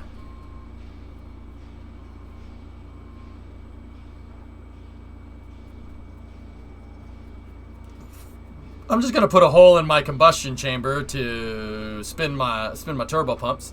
Yep, pretty much. Yeah, I mean that's what the B3U does. There's the rocket motor, and then there's a pipe coming off the side of the combustion chamber, and some of that explosion is used to drive the turbo pumps. That's how New Shepard works. That's how New Shepard's engines work. Yeah, pretty crazy.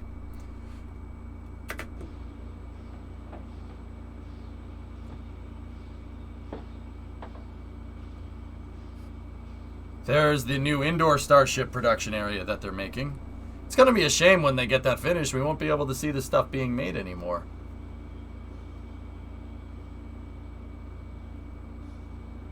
Tap-off cycle's kind of cool. Wonder why it's not used more. I kind of think it'd make throttling harder, but New Shepard seems to have no trouble. It makes throttling easier, Kenta.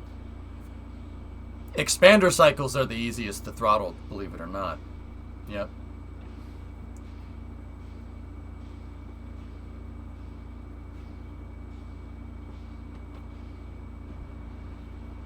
Hey. Faro Vantage, laser tracker. Those, if you work in the aerospace industry, you know what that is. They're quite literally used everywhere. Starship is so well thought out. Smart.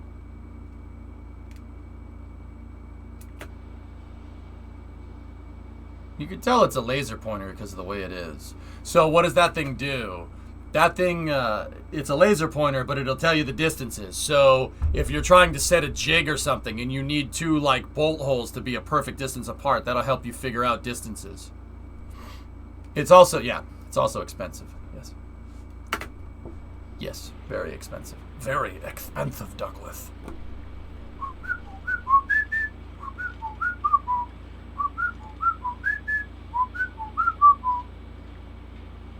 Question, why does the fire from the combustion chamber not back into the fuel tank?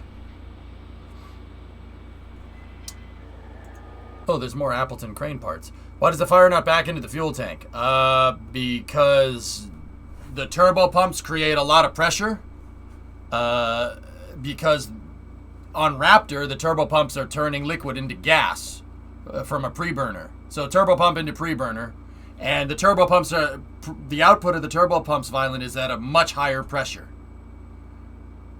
And then you have the tanks, which have that ullage pressure that are feeding into the turbo pumps, and the turbo pumps produce a lot of pressure, like way higher than the combustion chamber, and then that goes into the combustion chamber and it blows out the bottom in the form of gas. Now, like I said, some turbo pumps have pre-burners attached to them that may turn it into gas before it goes into the engine. But long story short, from the feed lines of the rocket engine down, it's all downstream pressure. Meaning you have the highest pressure at the turbo pump outlet and the lowest pressure, believe it or not, exiting the rocket nozzle. Yeah. Funny how that works. Yeah. Backflow in a rocket engine happens. And when it happens, it doesn't end well. It's a one-way street. If it tries to go two-way streets, you get an explosion. Yeah. A big explosion. How fast does it convert liquid into gas? Yes. Well, it's at subsonic speeds because it's combusting, so pretty damn fast. I mean, something like Raptor, okay, let me put it to you like this. Raptor's turbo pumps, if you use the turbo pumps on Raptor just to like drain a pool, they could drain an Olympic swimming pool in about 15 minutes, something like that, probably quicker. An Olympic swimming pool. That's a lot of water. If you just took Raptor's turbo pumps and just were able to turn them on and use them to pump water instead of like liquid oxygen and liquid methane, you could drain an Olympic swimming pool very quickly. In Destin's video where he goes to his dad's job on James Webb, they show him the laser alignment system and they told him that everyone has to get out of the room because people walking around would disturb the tolerances enough to mess up alignment. Also, they're on a spring-loaded floor. Yes. Mm-hmm. It pays to be precise. Oh, neat, Swishio. We'll check that out later.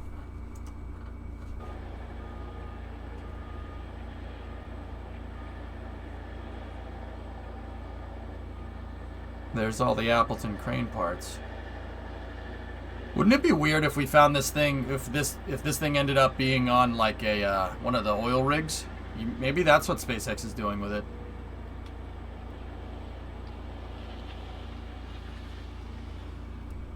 They're working on that right now, Flacken. There's been a rotating detonation rocket engine. It's tough to sustain a detonation wave like a combustion wave. It's hard to do that. But if we do, then yeah, it could be very, very useful. So EJ, would a Raptor's turbo pump be adequate would be an adequate vacuum system to drain a human body of blood in 8.6 seconds? 8.6 seconds? No. It'd be faster than that. I don't know why you'd want that metric, though. That's a little strange. It's a little weird. Yeah, a little weird. How about we don't talk about that?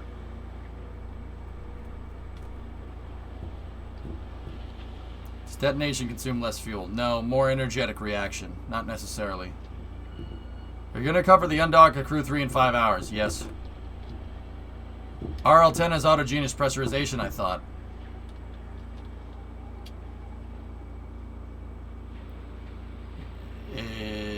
I think it may depend on the variant, Novus. I'm pretty sure it's open cycle because you can see the vent lines working on the side of it when it fires on, like, when we're watching Atlas 5, but it could be wrong. Oh, Firefly reference. Nice, nice.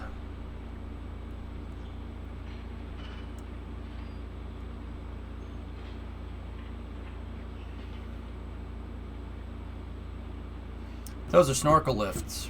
You can tell they're snorkel lifts because the way they are. SpaceX bought a lot of them.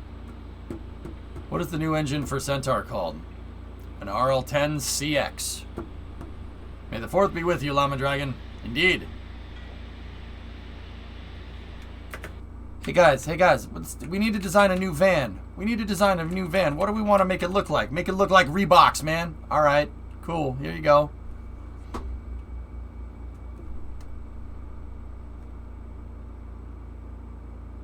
Make it look like a shoe. Sold. Hey guys, we got to make a new truck. We got to make a new truck to compete with Ford. All right, man. Make it look like Nikes. Okay, man. Here you go.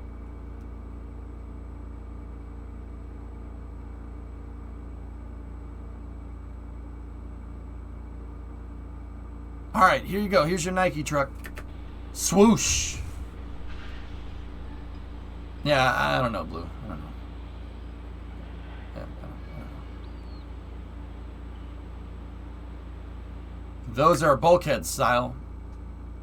Bulkheads for starships or super heavy. Okay. I think we got one more coming up. There's Jack's video. I want to watch this one. Once again, coming from our buddies over at NASA Spaceflight, Mary and Nick here. Wow, that is a big building. What are they building up there?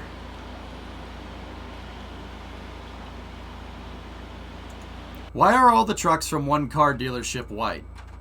Firework, those are called fleet vehicles, and the paint job is fleet white. Why? Anyone know? Why are fleet cars white all the time?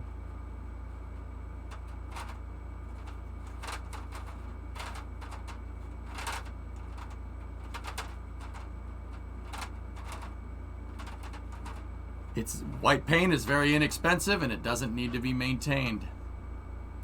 It's the default character skin for work trucks. That's right. Yep. Heat, I mean, no doubt a car with a lighter color paint job will, yeah. Ask anybody that owns a automobile that's painted black. It gets very hot in the summer. Not so much with white cars. White cars usually stay cooler. Yep. Yeah. I know all about Fleet White. You know why? Because one of my trucks was painted Fleet White at one point. I'm gonna paint it back to Fleet White sooner rather than later. Gotta paint it back to Fleet White, dude.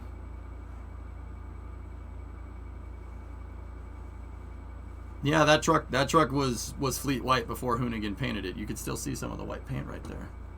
Yep. Easy to maintain. That's great for work truck. That's why every truck down there is painted white. They're all work trucks. I like the red. Yeah. Well, you don't like the redneck two-tone? No, I'm good. You prefer the red, though? Well, we can always wrap it, but Fleet White's an easy paint job to maintain, guys. And if I'm going to put the mileage on that truck that I think I'm going to, I don't feel like maintaining the freaking paint because it's going to get messed up. Excuse me, that's Oxford White. Oh, yes, Bill, Oxford.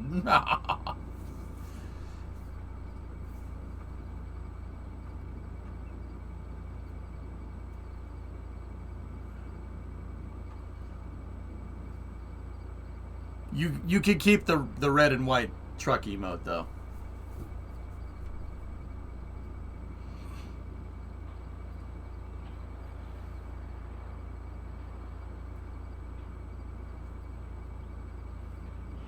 Make it squat. Get out.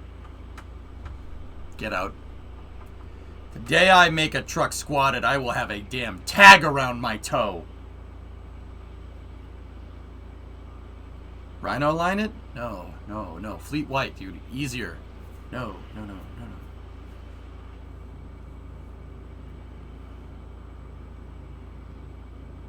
There's the hydraulic accumulator for the gimbals. That's what that thing is, that tubey thing right there.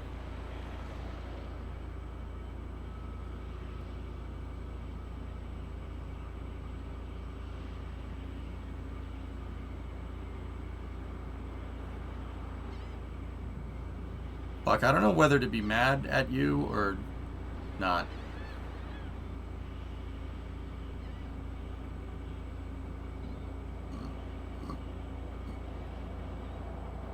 Yes. All right. So, like I said, what you're looking at right there is the hydraulic accumulator. That's part of the hydraulic mechanism that powers the gimbal on the engines. The gimbal to move the engines back and forth to do that. Yeah, that's pretty cool. I like that. Yeah, that's a real picture, you know.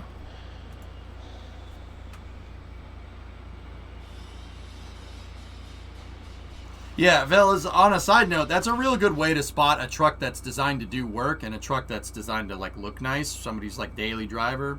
Usually the work trucks are all white. Usually.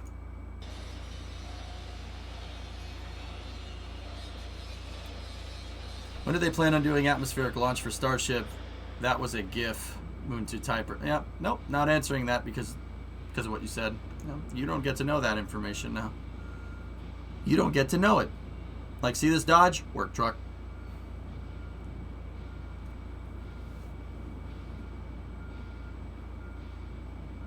I think, Al Desert, that's what I want to do.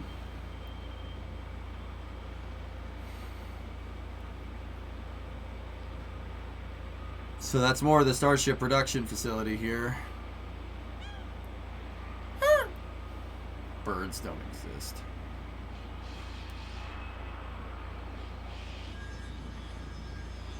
See that taco right there? Work truck.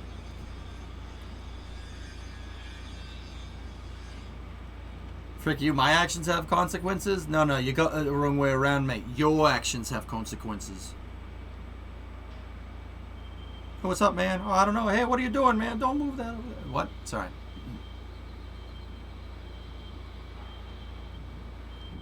You can get rhino lining in white. No, rhino lining traps water between the metal and the paint. That's really bad for it. Don't do that. Don't do that. Bad. That's right, Chuck. Yep, basic interior. Yeah, it's bare bones, dude. You should see in Tough Enough in the truck. It's a work truck. It has nothing. That's why I like it, because it's simple. I like that. It's the last of the real, true, simple trucks. I saw a blacked out, fully rhino-lined Honda Ridgeline the other day. RL10A is an expander cycle. It does have an autogenous pressure line. Oh, even better.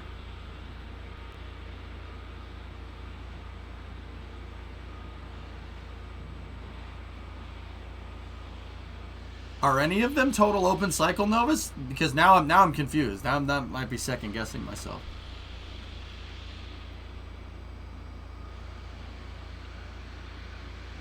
You're putting up all the cladding there.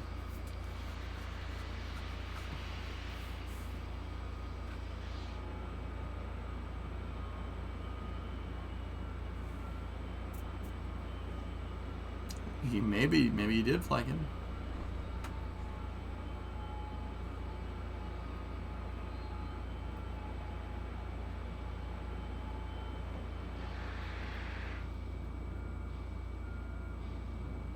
There's that dang box.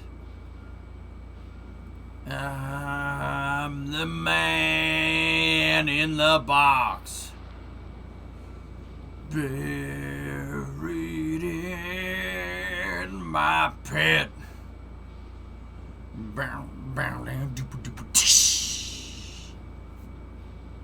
You can't look in the box. There's some stairs.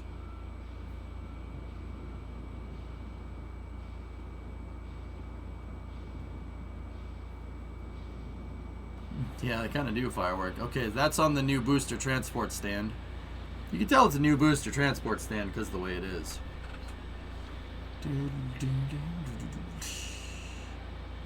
actually not sure. Yeah, maybe I'm thinking of like the CCE or something. You know? I don't know. I'd have to go look, dude. I believe you though. I believe you. Damn, these people work fast. Won't you come and save me? It's a great song, dude.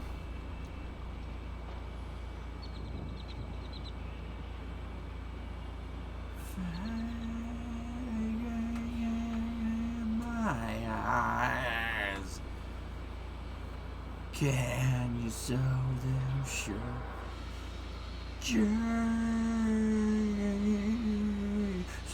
That's a big hammer. They work about as fast. Oh, dude, take the swipe. That's not going to work at all. That's not going to work. If this works, I'll be pretty damn surprised. That ain't going to work. What are you doing? What are you doing, man? Dude, that thing weighs like 1,000 pounds. That's not going to work. Guys.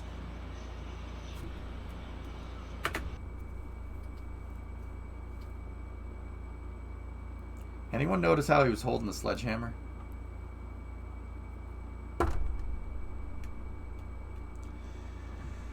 Oh my god. Okay, alright. Little thing on hammers, alright? Any type of hammer, okay? When you have a sledgehammer, right, you go back like this, and as you're going forward, you move your other hand down, so you get maximum leverage.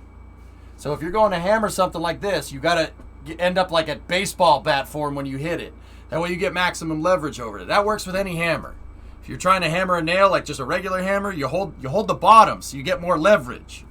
You don't hold the top of it and try to hit it like that. You're not going to do it. It's not going to do nothing.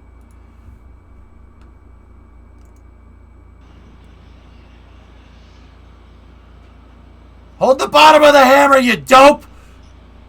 I'm only kidding. But also... Oh, here, have some water. Break time. Bro, what are you... Oh, there we go. There we go. Yeah, you move your hand down. There you go. It worked.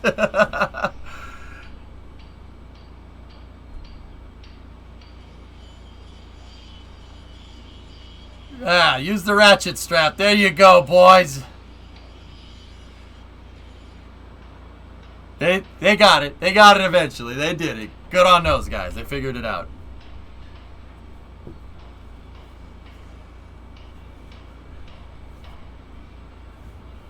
These are hold down points for super heavy for a transport stand, Sean. Yeah, that candy bar looking thing slides back and forth to clamp the booster to the transport stand.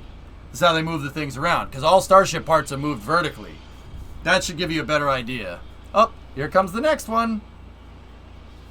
Here comes the meat wagon. Woo, woo, woo. And the medic comes out and goes, oh my god.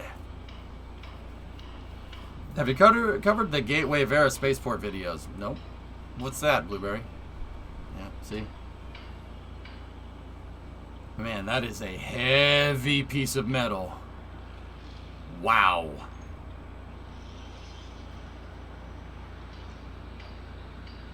Wow. That's solid. Damn. You guys over in the corner puking his guts out. Ugh. Ugh. All because you wanted to save a couple extra pennies. It's painted. Fleckin', it's painted. Metal doesn't anodize black as far as I know. Man, I'd be getting the motor oil out if we're gonna put that thing in there.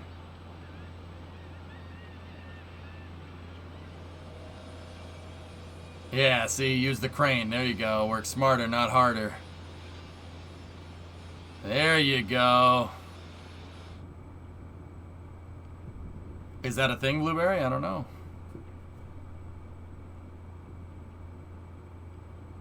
Dawn, it's what they use on the coast. Out to the coast, get together, have a few laughs. It's painted, Devlin? Yeah, I believe you.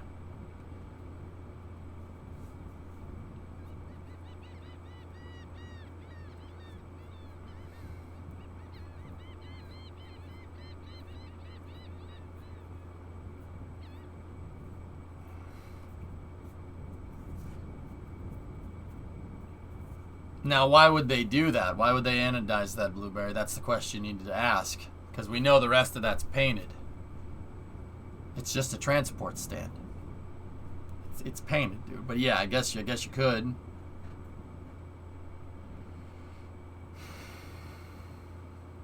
And a bunch of guys up there messing with the umbilicals for super heavy. See that big steel plate up there on the left? The shiny one? That's the fuel lines for super heavy for the first stage. They're also lifting something with the crane there. Oh, that's not what I was saying. Oh, okay, I got you. Discovery, go at No throttle. problem.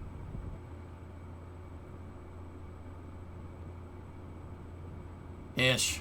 Big 21. Thanks, man. Appreciate it.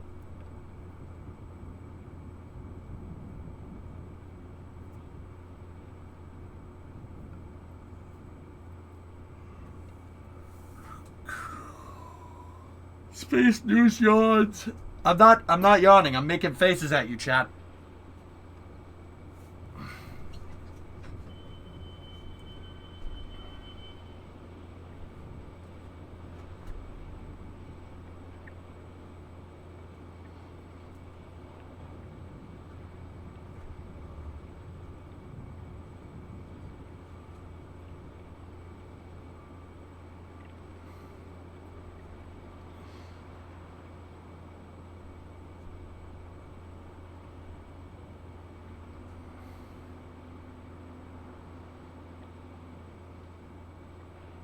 Violent cheese. That's what they all sat. Yeah, they did sat that when they made typos, Creeper. You made a typo, making me the victor. What is this? Oh, that's one of the jacks for the test stand. They're probably going to lower this onto the suborbital pad here. Watch.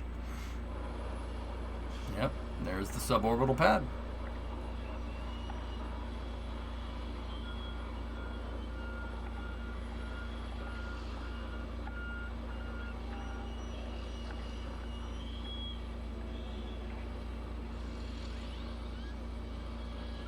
So those are the hydraulic load simulators that will mimic the pressure or the forces that should be imparted on the vehicle from the Raptor vacuum. That's why there's 3 of them. They're going to be kind of nestled around the center right here.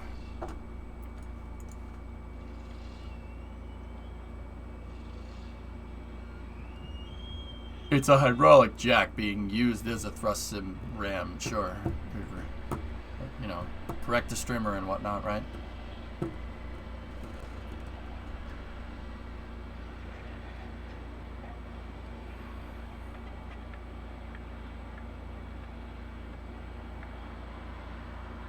Do you have any idea the amount of money that Elon's putting into Starship? Yes.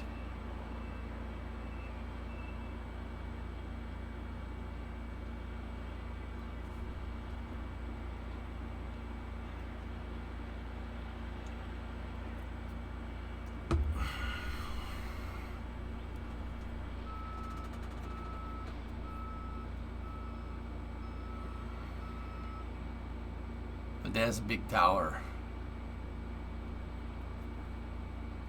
Yeah, at least 350. Cirrus, yeah, Cirrus knows. At least 350, at least. Yeah, see, there's the fuel lines for Starship right there. See them? There's a... right there. Discovery, go at throttle up. Jeffy!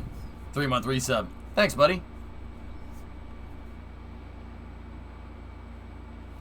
More nitrogen deliveries.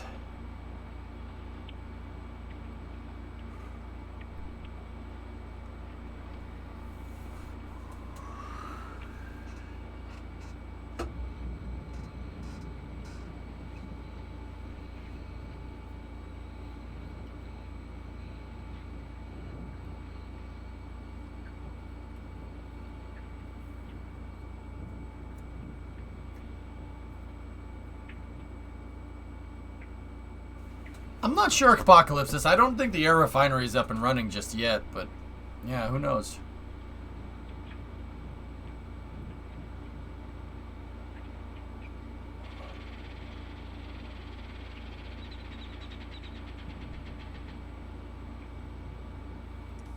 Okay. I think that's everything, guys.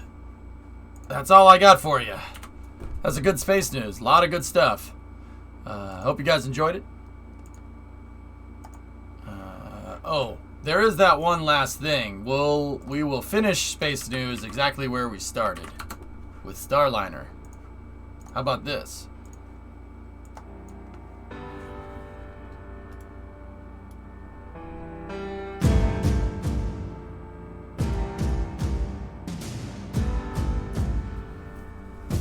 Novus, I believe you.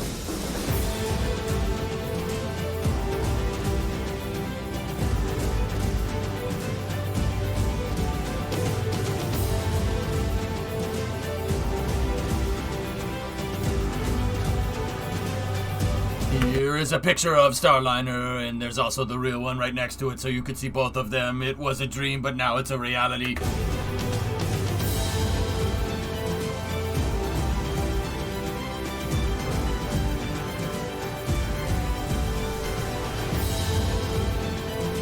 People working on this project instead of robots.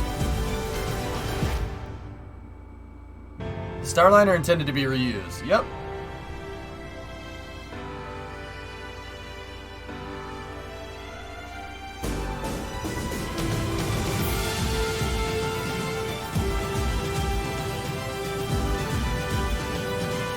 Oh, nice.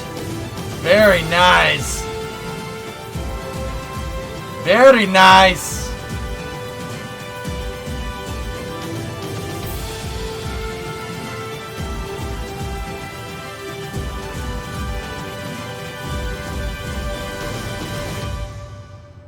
When's this launching? 19th. There you go. Pretty good. About to have 2 operational spacecraft. 1 operational spacecraft. 2 operational spacecraft. Then maybe in the future we have 3. Then 4. We have to have all of the operational spacecraft. And then we need to make noises like this.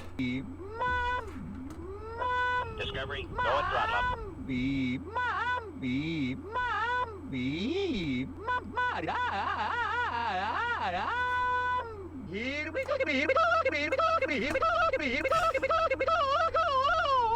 Oh, we ain't talking about them fireworks. Okay. I don't speak Italian. No, that's Italian, SpongeBob.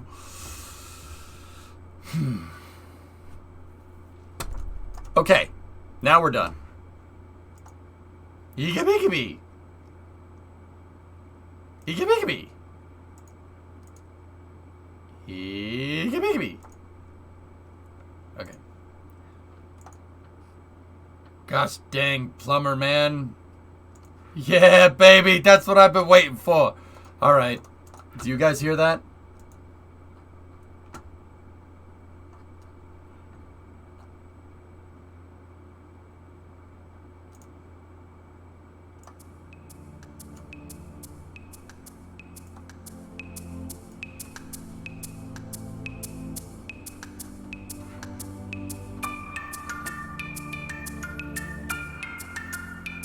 Dave, 38-month resub. Thank you.